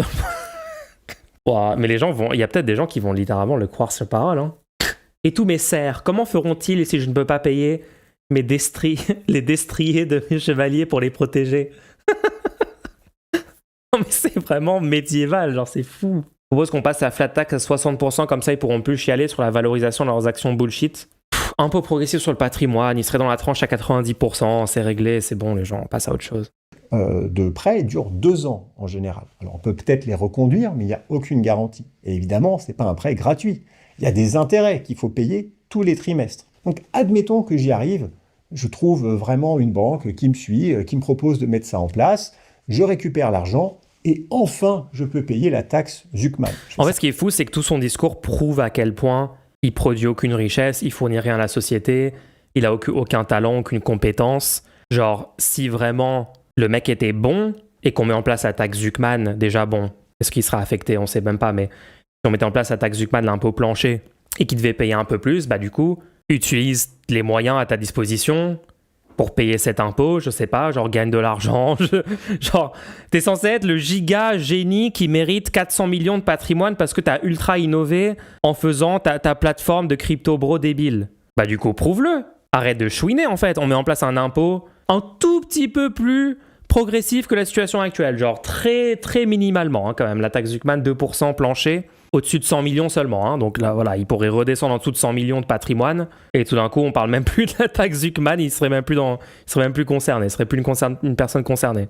Après il a pris le risque d'investir dans des projets qui lui semblaient porteurs. Ouais bah nous on va prendre le risque de mettre en place un impôt progressif à 90% sur le patrimoine et on sera rémunéré pour ce risque. 1 année, 2 années, 3 années, là je commence vraiment à tendre parce qu'à la limite à un moment j'ai trop... Imaginez, genre je suis désolé, je vais peut-être énerver des gens, mais est-ce que Steve Jobs aurait parlé comme ça, tu vois? Est-ce que Steve Jobs il serait arrivé en mode je me lance, je fais une vidéo YouTube pour me plaindre d'une réforme progressiste du système d'impôt américain devant mes 50 000 abonnés YouTube, je vais voilà, dans mon manoir chez moi, je vais prendre ma caméra et je vais dire regardez à quel point on punit l'innovation, si je dois payer 2% de plus, je vais devoir faire un emprunt, vous vous rendez compte à quel point le mec est pathétique? C'est fou. J'ai de mettre toutes mes actions que je possède en garantie pour pouvoir récupérer ce que je dois payer. Et là, catastrophe, Ledger dépose le bilan. Parce que oui, c'est complètement possible, rien n'est garanti. Hein. Une entreprise, un jour ça vaut 1 milliard, le lendemain ça peut valoir 0. C'est complètement possible. Et donc non. Et du coup, si Ledger dépose le bilan, c'est donc qu'elle fournissait pas un assez bon bien ou service. Donc le produit c'est de la merde. Si Ledger arrive pas à être rentable, genre tu dois pouvoir être rentable, genre c'est... Attends quoi? Sinon ton entreprise elle marche pas, c'est normal, c'est le marché. C'est le plus gros rage bait, c'est vraiment un très bon... Si c'est un rage bait, c'est un très bon rage bait. C'est la main invisible du marché, bah ouais c'est l'entreprise. Là c'est quoi? Il a dit l'entreprise n'est pas rentable actuellement, bah du coup si elle est pas rentable, soit il faut la rendre rentable, soit elle va disparaître, puisque c'est la loi du marché. C'est littéralement le truc que vous défendez H24. Non seulement je perds là tout mon patrimoine futur, mais en plus... je dois rembourser à la banque plusieurs millions d'euros sur des actions qui ne valent plus rien. Donc qu'est-ce qu'ils font? Ils viennent me chercher sur mon autre patrimoine, sur ma maison, sur mon domaine. En fait, j'aimerais bien voir le réact d'un autre entrepreneur qui, lui, a une entreprise rentable et qui a genre pris ça en compte dans le fait de monter l'entreprise. C'est vraiment un giga assisté, ce mec. Comment c'est possible? Et donc, au final, non seulement je perds tout, mais je me retrouve ruiné et endetté. Et pourquoi? Ah, attends, Steve Jobs, c'était un républicain? C'est vrai ça ou pas? Ok, non, mais les gens, prenez quelqu'un d'autre que Steve Jobs. J'essaie d'illustrer la dissonance entre le discours sur ce genre d'entrepreneur et le narratif qui est mis en avant souvent et leurs actions réelles qui sont genre vraiment pathétiques et c'est vraiment des moves de losers qui sont faits. Hein. C'est compliqué, vous voyez, des gens m'ont donné des milliards. Il est sous perfusion de la classe capitaliste pour que son entreprise se maintienne à flot et il fait ouin sur une vidéo YouTube devant 50 000 abonnés alors qu'il a 400 millions de patrimoine. Quand le mec a 400 millions de patrimoine, le mec fait un truc stylé dans ta vie. Genre tu peux aller prendre 3 semaines de vacances, je sais pas où. Tu peux utiliser cet argent pour, je sais pas, faire en sorte qu'une association puisse être montée qui fait un truc hyper stylé. Tu peux créer une autre entreprise si tu as une autre idée. Tu peux aider des gens qui ont besoin de capital pour lancer leur... Genre, le mec peut faire n'importe quel truc intéressant ou intelligent dans sa vie avec des moyens quasi illimités. Il choisit d'être assis chez lui à son bureau face à une caméra à faire ouin ouin, on va me taxer à 2%. Mais le loser de fou! Pour avoir payé une taxe sur quelque chose qui, encore une fois, ne me rapporte rien. Alors, ils ont effectivement commencé à comprendre que c'était un problème. Donc, troisième solution, vous n'avez qu'à payer en nature. Chaque année, vous allez donner 2% de vos actions à l'État. Vous allez potentiellement garder vos droits de vote, hein, parce que le but, c'est quand même de garder un minimum de contrôle sur l'entreprise. Mais on garde les actions, et puis le jour où vous allez vendre l'entreprise, eh ben, on les vendra avec. Alors, ça, c'est super, mais je suis désolé, ça s'appelle du collectivisme, c'est du vol. C'est-à-dire que ces actions, c'est... PVT, moi, si j'entends que la taxe Zuckman arrive, je vends 150 millions de mes 250 millions d'actions et je kiffe ma vie. Mais ces gens-là n'aiment pas la vie, en fait. Ils sont morts intérieurement. Le seul truc qui les anime, c'est la volonté de dominer, la volonté de line go up sur leur compte en banque. C'est pathétique. Est-ce qu'on lui dit que la CEQ, c'est du collectivisme? Ma propriété, et là, on vient me les saisir pour pouvoir payer un impôt futur sur quelque chose qui, aujourd'hui, ne me rapporte, encore une fois, rien du tout. Et là, c'est un principe de liberté fondamentale qui est bafoué, c'est un libertarien, qui est inacceptable. Et au bout de 10 ans, ça va être 15% de mon entreprise, enfin de mes parts que je vais donner à l'État. Mais pour quelle raison? Pourquoi est-ce que je devrais donner, au bout de 10 ans, 15% de mes parts à l'État? Alors, parce que c'est la loi. Alors que cela ne représente absolument aucun avantage économique actuel. Je paye un impôt sur quelque chose de complètement virtuel. Et avant d'arriver à une vente, on peut mettre... Attends, le mec vient de dire la valeur de Ledger est complètement virtuelle. Donc du coup, le produit sert à rien. Donc du coup, tu n'as pas créé de richesse. Attends, quoi. 20 ans. J'ai créé Ledger il y a 10 ans. Ok, désolé, mais juste imaginez genre les gens d'Apple dire non, mais en fait, c'est de la valeur des actions Apple est complètement virtuelle. Genre, bah non, du coup, elle n'est pas virtuelle. Enfin, il y a quand même des produits qui sont... à un moment, on a du coup un iPhone avec une meilleure caméra. La caméra devant peut prendre un selfie horizontal maintenant. Genre, il y a une valeur, quoi. 10 ans, je pense qu'il faudra encore 10 ans. Donc si la taxe Zuckman avait existé depuis le début, à la fin, ça aurait été 1/3 de toutes mes parts que j'ai données à l'État. Et en plus, évidemment, ensuite, 1/3 à payer pour la flat. Je sais pas comment il va défendre sa future levée de fonds maintenant qu'il a dit 10 fois que Ledger, ça vaut rien. C'est ce que j'ai dit tout à l'heure, c'est que je pense que ses potes qui peuvent lui filer de l'argent pour ses levées de fonds savent très bien qu'il est en train de bullshit pour défendre politiquement les intérêts de leur classe. Ils vont pas prendre au sérieux quand il dit ça a aucune valeur cette boîte. Je suis pas riche en fait. Ça peut s'effondrer du jour au lendemain. Enfin, je sais pas. Il y a une partie des gens qui sont matrixés par le truc des cryptos. En fait, ils vont se dire est-ce qu'on peut encore scam tous les débiles crypto bros qui suivent ça religieusement encore aujourd'hui, et en fonction de l'évaluation de leur potentiel à pouvoir encore scam des gens avec ça ou non, ils prendront la décision d'investir dans ce truc ou pas. Mais peut-être le truc le plus simple, c'est de ne pas avoir une valeur à ton entreprise totalement décorrélée de sa rentabilité. Bah ouais. Taxe. Donc à la fin, c'est plus de 2/3 que je donne à l'État. Et là, ça devient confiscatoire. Je veux bien payer plus d'impôts. Je veux bien entendre qu'on doit tous faire un effort. Mais la taxe Zuckman, telle qu'elle est construite sur un patrimoine futur, sur des plus-values latentes, n'a absolument aucun sens. Ensuite, on me dit, ok Eric, bon, tu as tes actions Ledger, ça vaut X. Par contre, tu dois bien avoir autre chose.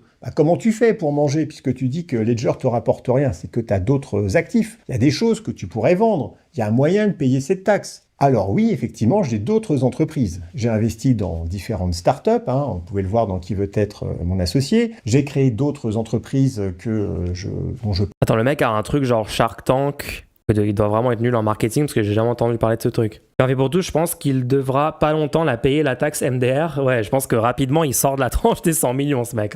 Ah, mais c'est la télé-réalité. Possède des parts comme CoinHouse, qui est un broker crypto, Day One, qui est un club d'investissement, et puis d'autres. Alors, ces entreprises collectivement ne dépassent pas les 100 l'odeur millions des investissements. De valorisation, quoique, mais c'est toujours pareil.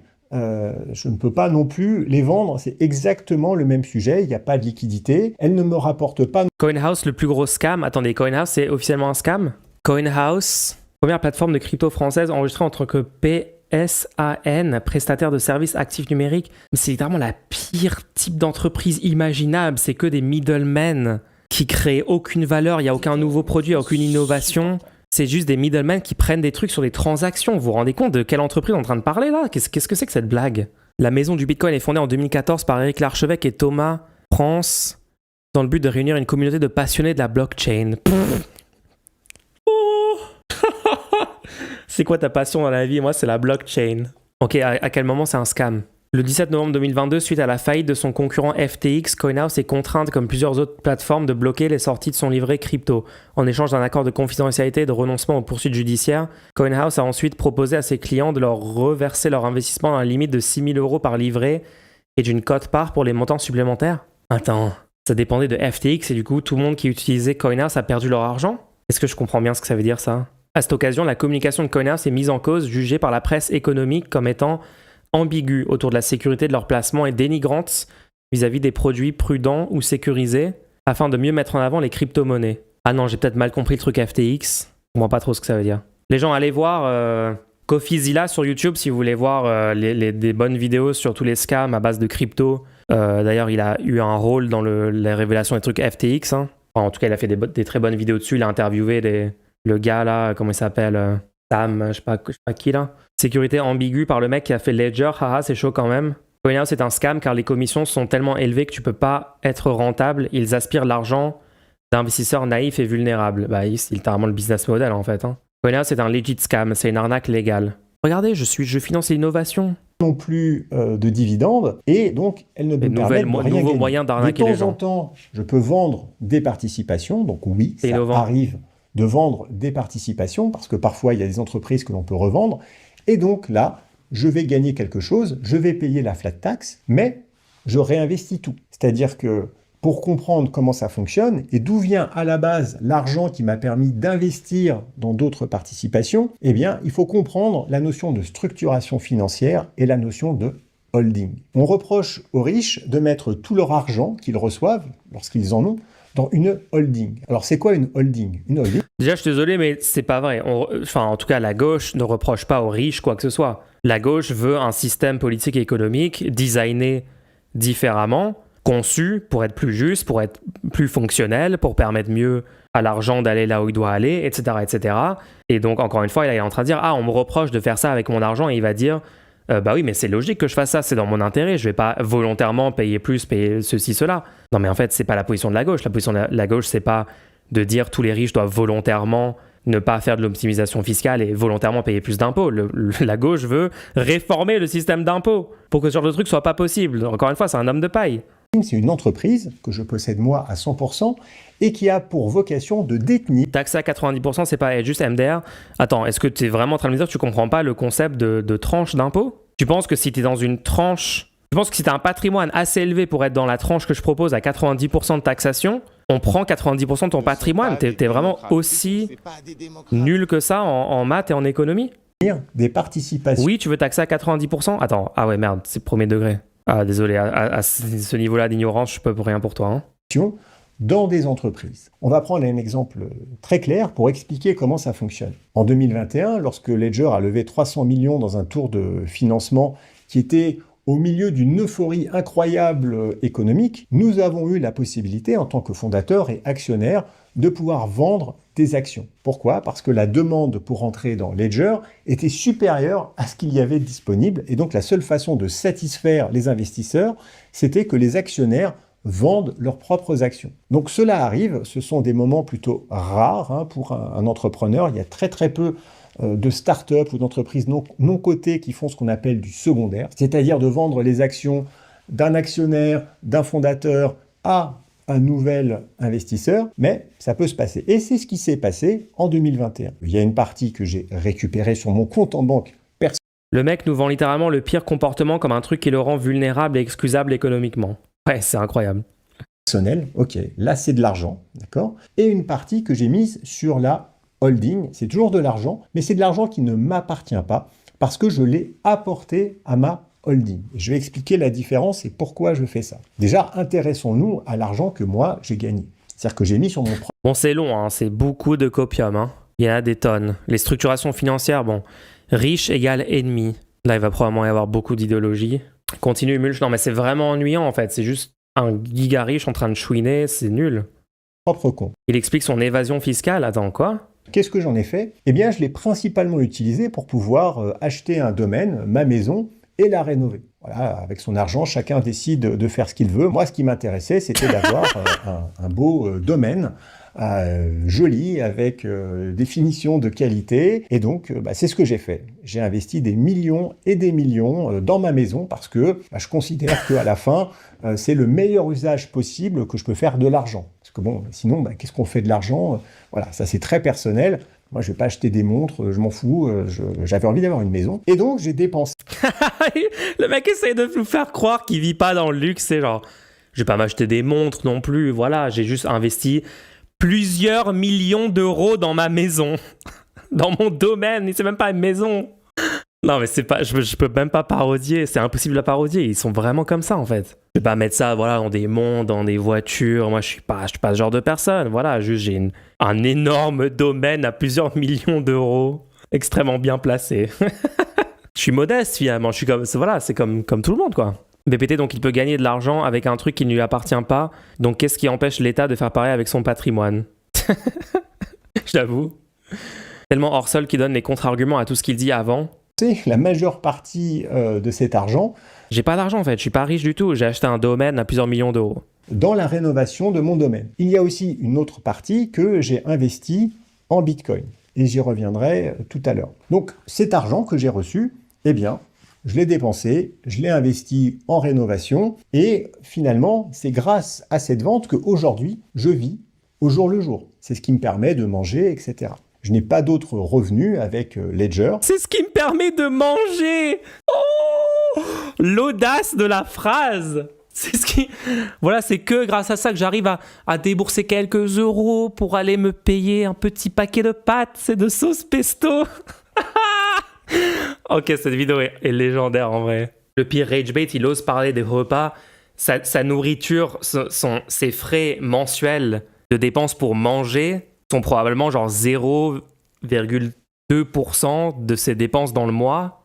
Et il essaie de faire croire aux gens qu'il en est à considérer son budget de nourriture alors qu'il a 400 millions d'euros de patrimoine. Ce mec-là a un chef privé, genre dans son domaine à plusieurs millions d'euros. En fait, il a embauché des chefs privés qui lui font à manger. C'est comme ça que j'arrive à manger aujourd'hui. Vous n'allez pas me pousser à travailler quand même. PPT, il annonce officiellement qu'il ne travaille pas du coup. Ah oui, non mais c'est comme la...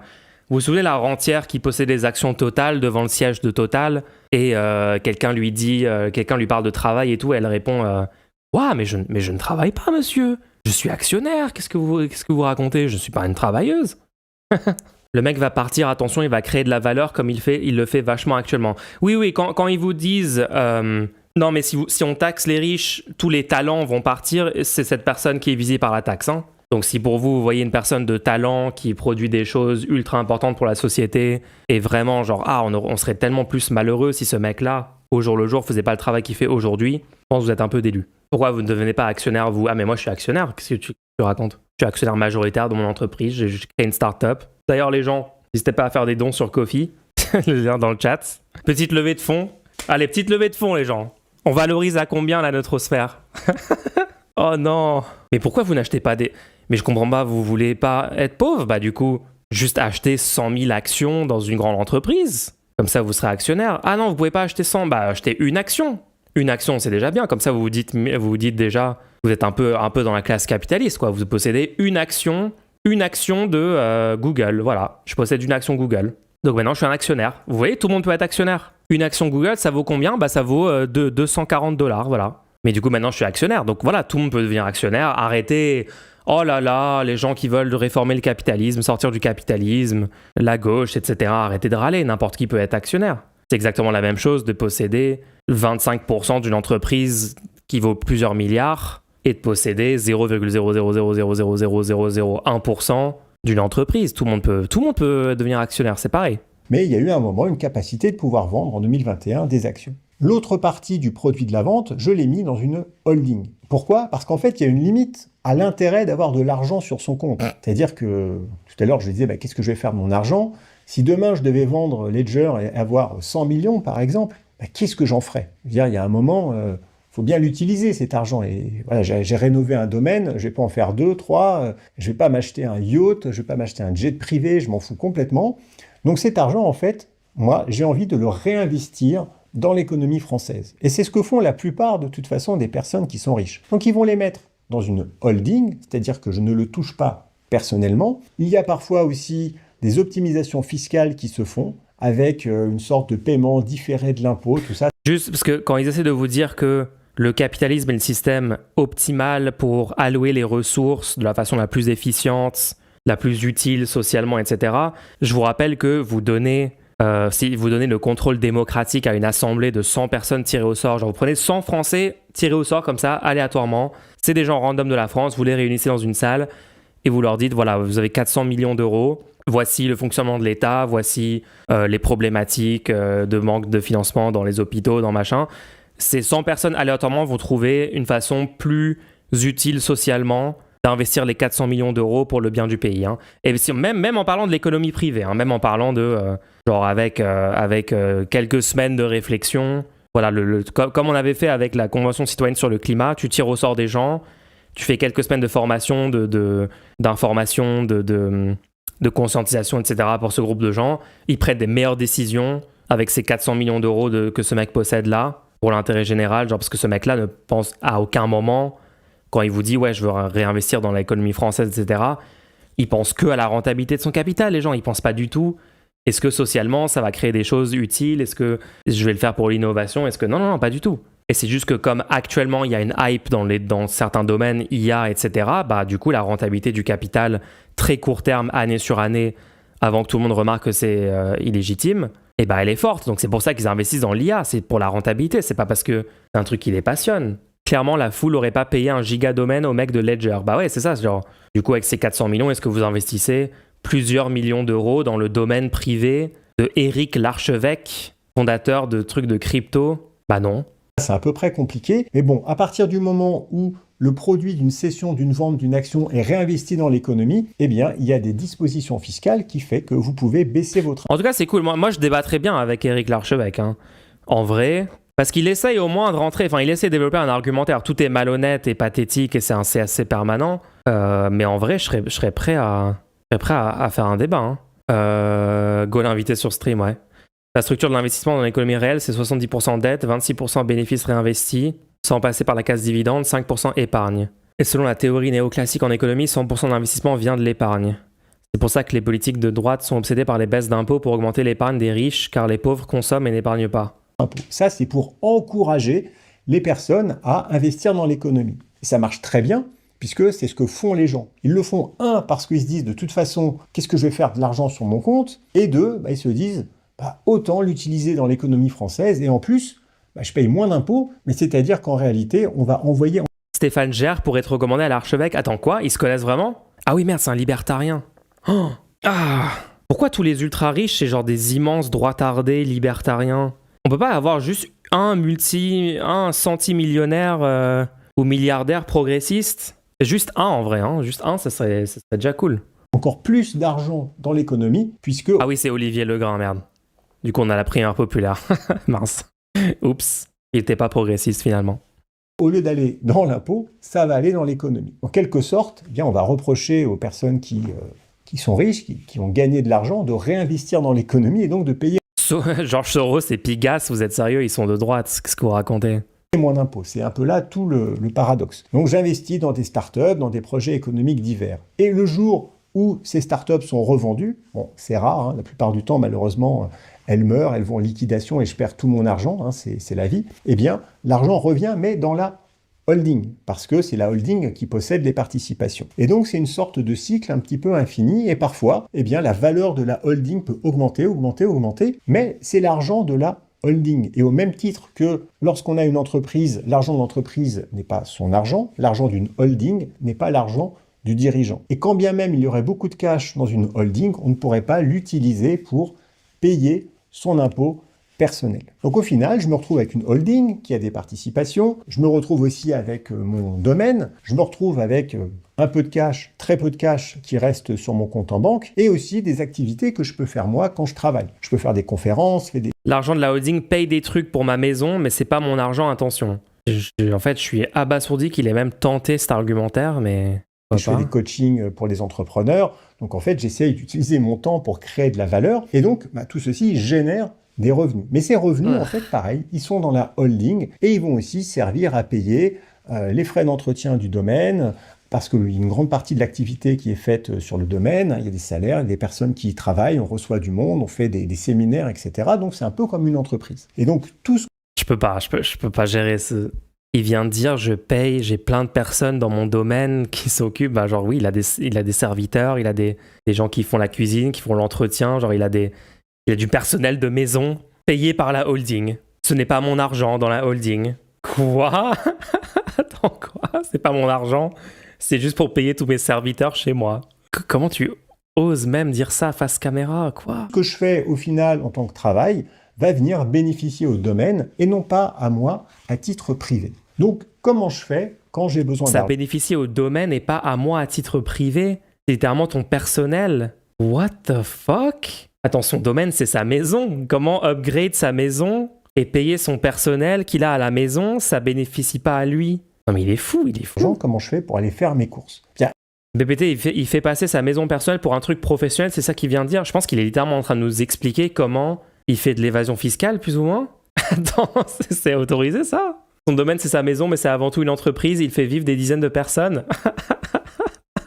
Il me reste un petit peu de ce que j'ai revendu de la part de Ledger. Mais c'est un local professionnel. Et ensuite, j'ai potentiellement d'autres actifs, et notamment le Bitcoin. Lorsque j'ai reçu le produit de la vente de Ledger, j'en ai mis une partie en Bitcoin, pas tout, parce que je savais que j'allais avoir besoin de payer pour les rénovations du domaine à assez court terme, mais toujours est-il que je possède aussi des Bitcoins. Donc j'ai aussi des actifs qui sont liquides et qui me permettraient potentiellement de payer la taxe Zuckman. Cependant, si je veux vendre mes bitcoins, je dois aussi payer la flat tax dessus. C'est-à-dire que pour pouvoir payer un impôt, je dois générer de l'impôt. Et là encore, ça revient à avoir un taux d'imposition qui devient supérieur à la normale. Et tout ceci, encore une fois, et c'est ça qui est important de comprendre, pour payer un impôt sur quelque chose qui ne me rapporte rien. Si demain je vends des bitcoins pour rénover mon domaine, même pour m'acheter un yacht, même si je le ferai jamais, c'est pas du tout ça ce qui m'intéresse, je vais payer de l'impôt. Je paye de l'impôt de toute façon. Bon, il parle beaucoup quand même de s'acheter un yacht pour quelqu'un qui est pas intéressé par ça. Et ça fait 2 fois qu'il le mentionne. BPT, on est à combien de la vidéo? On est genre à 23 minutes sur 35. En vrai, c'est la meilleure vidéo. En fait, j'adore cette vidéo, je suis fan. Taux d'imposition supérieur aux petites gens, ça serait abusé quand même que j'ai un taux plus élevé que mes serviteurs dans mon domaine. Le mec a dit genre 80 fois domaine dans la vidéo, il s'est pas dit un seul moment. Attends, mon objectif c'est de convaincre genre le prolétaire moyen que c'est une mauvaise chose pour la France que je sois taxé. Peut-être je vais pas littéralement dire domaine en parlant de ma maison. Et peut-être je vais pas littéralement dire qu'elle a coûté plusieurs millions d'euros. T'as pas besoin d'un yacht après quand t'as un domaine. À chaque fois que, à titre personnel, je gagne de l'argent. Comme vous le voyez, je fais un exercice de transparence. Maintenant, BPT, il annonce en fait qu'il a la liquidité nécessaire à 23 minutes. Je vends des bitcoins pour rénover mon domaine. Attends, mais oui, donc il a des bitcoins. Attends, ça contredit tout le début où il dit toute ma fortune, c'est les actions, Ledger. J'ai littéralement il a dit quoi? À un moment, il a dit j'ai zéro. C'est quoi quand il a dit zéro? C'était zéro quoi déjà? Il a dit aucun. Qu'est-ce qu'il a dit? Vous vous souvenez ce qu'il avait dit? Zéro salaire? Il a dit je suis pauvre. Attends, non mais je veux retrouver. Pourquoi quand je fais CTRL F, 0, il n'y a rien? On trouvera pas. Zéro sur mon compte, il a dit? Donc, sur mon compte en banque, en fait, il y a 0 €. Si... Sur mon compte en banque, il y a 0 €. 23 minutes. Je vends des bitcoins pour rénover mon domaine, même pour m'acheter un yacht. Donc du coup, il amasse bitcoin. Attends, quoi? Donc en fait, le mec... Oh putain, mais c'est... Bon, c'est juste drôle, Mais juste avant... Important de comprendre, pour payer un impôt sur quelque chose qui ne me rapporte rien. Si demain je vends des bitcoins pour rénover mon domaine, même pour m'acheter un yacht, même si je le ferai jamais, c'est pas du tout ça ce qui m'intéresse. Avant encore, BPT, tu m'as dit 23 minutes. C'est ta faute, hein. Si je veux vendre mes bitcoins, je vends bitcoin. Donc le domaine à bitcoin, pas tout, parce que je savais que j'allais avoir besoin de payer pour les rénovations du domaine à assez court terme, mais toujours est-il que je possède aussi des bitcoins. Donc j'ai aussi des actifs qui sont liquides et qui me permettraient potentiellement de payer la taxe Zuckman. J'ai aussi des actifs qui sont liquides qui me permettraient de payer la taxe Zuckman. J'ai 0 € sur mon compte, je ne peux pas la payer. C'est incroyable. Sur la même vidéo. Et les gens vont pas le remarquer? Cependant, si je veux vendre mes bitcoins, je dois aussi payer la flat tax dessus. C'est-à-dire que pour pouvoir payer un impôt... BPT, il le dit ouvertement, après 22 minutes, ça fait 3 fois qu'on remet en arrière et tu me donnes à chaque fois un moment différent. BPT, c'est pas possible, enfin on avance.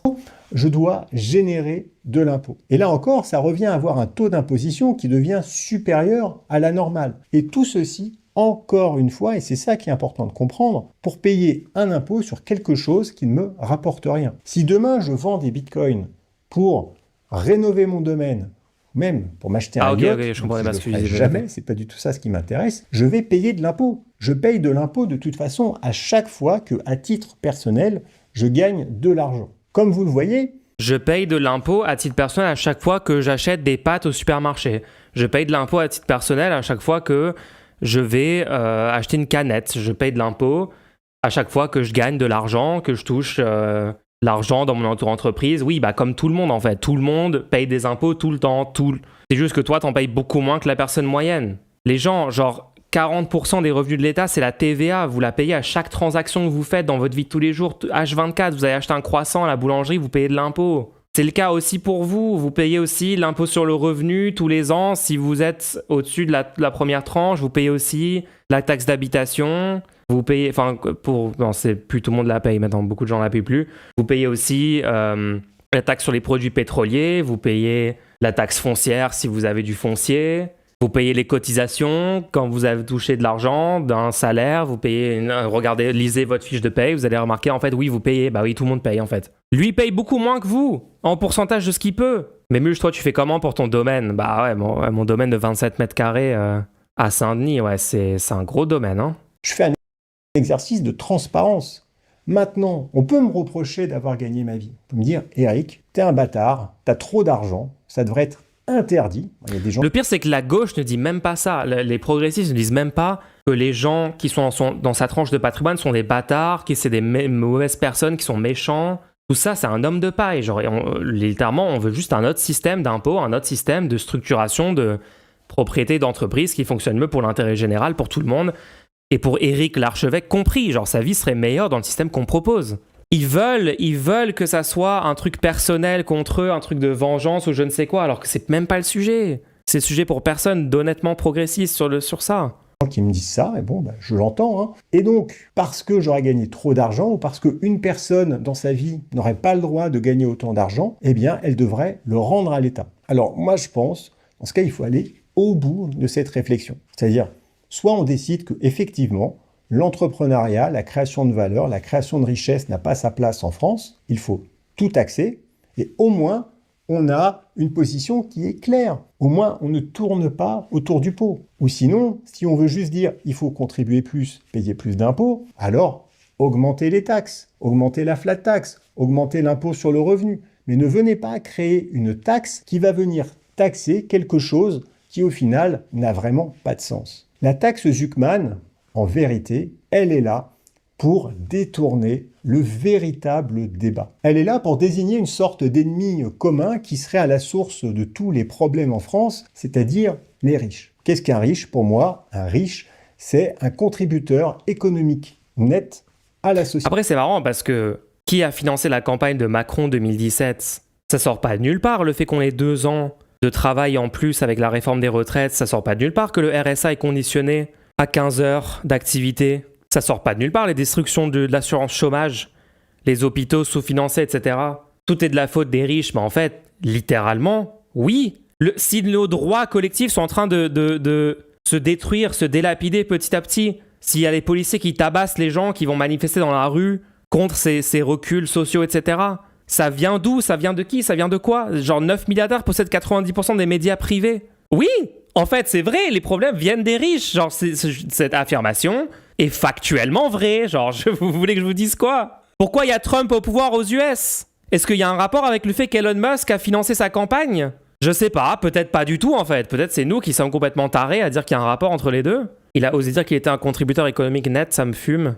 C'est pas les riches, c'est les ultra riches à la limite. Ouais, mais là, c'est pas moi qui ai introduit le vocabulaire riche. Moi, je parle pas de personnes riches. Riche, ça veut rien dire, d'accord? Une personne riche, c'est une personne qui gagne plus que toi. C'est comme ça que les gens utilisent le terme. On sait pas ce que ça veut dire. Riche, ça c'est pas précis. Moi, je parle de classe capitaliste. Ça, c'est précis. Là, on comprend de quoi on parle. On parle de personnes qui sont des rentiers. C'est pas moi qui ai parlé riche, les gens. Moi, spontanément, je dis jamais le mot riche parce que ça veut rien dire. Il y a des gens qui me considéraient riche, moi. Riche, ok, bah riche, c'est arbitraire. Par contre, est-ce que tu possèdes la propriété lucrative de moyens de production, la propriété lucrative en général, l'immobilier, etc., qui te permet de sortir de la valeur économique des gens qui bossent pour te fournir une rente économiquement? Là, c'est précis. Là, on peut objectivement prendre un individu et regarder est-ce qu'il est dans cette situation, oui ou non. Ça, c'est précis. Ce mec-là est littéralement juste un rentier actuellement. Il a admis, il a dit « je travaille plus dans l'entreprise Ledger, je n'ai plus de salaire, j'ai plus rien à voir avec tout ça ». Eh bah oui, parce que t'es un fucking rentier capitaliste, c'est ça qu'on critique en fait. BPT, on fait les deux, why not both? Oui, on fait l'impôt sur le revenu et l'impôt progressif sur le patrimoine. C'est quelqu'un qui travaille, qui crée de la valeur, qui prend des risques. Bernard Arnault n'est pas rentier car il travaille encore, si on suit ta logique.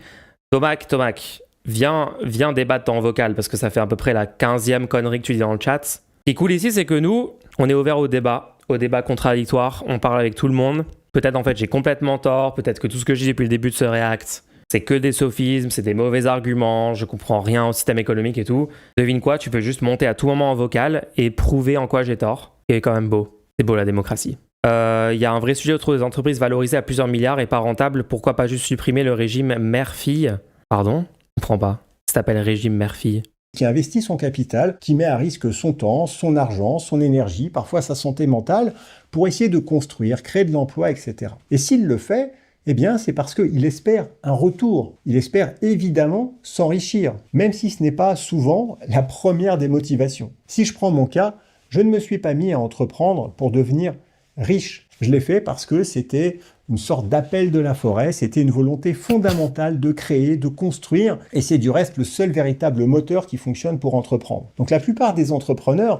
Bah du coup, si c'est ça la mentalité, c'est quoi le problème que tu payes un peu plus d'impôts? Je comprends pas. Si ça c'était un truc honnête, et c'était vraiment sa motivation, c'est de construire des choses, c'est de, voilà, les sujets sur lesquels il a dû travailler et tout, l'appel de la forêt, oui, c'est très drôle. Mais si c'était vrai, ça peut être vrai pour certaines personnes. Pour lui, j'y crois pas une seule seconde. Toute cette vidéo me montre que ce mec n'est pas un humain normal, en fait. Il y a des motivations extrêmement cheloues, et ça peut pas être ça pour lui. Mais pour d'autres personnes, oui, bien sûr. Mais dans ce cas-là, quel est le problème que tu payes un peu plus d'impôts? Genre, tu fais pas une vidéo de 35 minutes de copium pour te plaindre de la situation, alors que tu restes méga riche après cette situation. Tu viens pas nous mentir pour nous dire que tu as zéro argent sur ton compte en banque, pour 20 minutes après nous expliquer que tu as plein d'argent en Bitcoin qui te permettrait de payer la taxe Zuckman, genre. Jamais tu fais cette vidéo si tu as vraiment cette mentalité de dire je veux juste créer, je veux bâtir, je veux aider les gens, je veux faire des belles choses, des choses utiles. BPT, même avec une décote de 80%, tu vends 200 millions. Non mais il a 400 millions d'euros d'actions apparemment. Enfin selon lui, il a entre 250 et 350 millions d'euros d'actions, vu le calcul qu'il a fait au début. Ouais, même avec une décote de 80%, il lui reste plus de 50 millions d'euros. Imaginez ce que vous pouvez faire avec 50 millions d'euros. Imaginez ce que pourrait devenir ce stream, cette chaîne, même avec, je sais pas, moi, 100 000 euros, 100 000 euros d'investissement déjà, je sais même pas ce que je ferais avec cet argent, c'est complètement inimaginable, on pourrait faire des trucs de fou avec ça. Quand on vous parle de méta-syndicat, quand on vous parle de produire du contenu encore plus ambitieux, de plateaux, de trucs comme ça, enfin, vous vous rendez compte de ce qui pourrait être fait. Et ce mec-là pourrait, avec 80% de décote, s'il vendait des actions, elles perdent 80% de sa valeur dans le process, il a quand même 50 millions, vous vous rendez compte ou pas? Vous savez comment ça fait déjà 1 million? Non, BPT Neutropédia, bah ouais, non, on a trop de projets. Là, on l'entendrait, l'appel de la forêt, tu vois. Là, on l'aurait vraiment. Et on serait dans cette forêt. Elle est où cette forêt? Moi, je suis intéressé par ma part des 400 millions. J'avoue. Des gens qui réussissent ne le font pas parce qu'ils désiraient devenir riches. Ils le faisaient parce qu'ils avaient envie de créer de la valeur, de se sentir utiles et d'être un contributeur. Ces contributeurs créent de la valeur. Il est donc logique de vouloir les taxer pour qu'ils puissent participer à la société. Et on peut... Jamais tu te lances dans le domaine des cryptos si c'est ça ta mentalité. Hein. À quel moment le mec a participé à CoinHouse? Le mec fait Ledger, etc. Jamais je le crois que c'est ça sa mentalité. Genre. 288 299 € me suffirait en vrai. Arrête BPT, arrête! Bon, est-ce qu'on va jusqu'à la fin les gens? C'est trop long là, moi j'en peux plus de ce mec. On a bien rigolé quand même. Mais c'est marrant de voir qu'on est vraiment dans cette méta maintenant où des centimillionnaires lancent une chaîne YouTube pour essayer de venir nous expliquer que la taxe Zuckman c'est une catastrophe avec les pires arguments jamais entendus. Essayer de nous faire croire qu'ils sont pauvres alors qu'ils nous parlent de leur domaine tout le long. Hyper déconnectés. C'est un délire en tout cas. C'est un délire. La France vire au collectivisme. Éric Larchevêque. Moi je ferai un débat avec lui, hein, s'il veut faire un débat. Je sais pas s'il est ouvert au DM Twitter. L'entreprise Ledger a 600 salariés. Hein. Qui produisent la valeur, entre guillemets, de Ledger. Et on accepte même que le produit ou le service a de la valeur, mais bon, ça c'est subjectif, on va dire. Hein.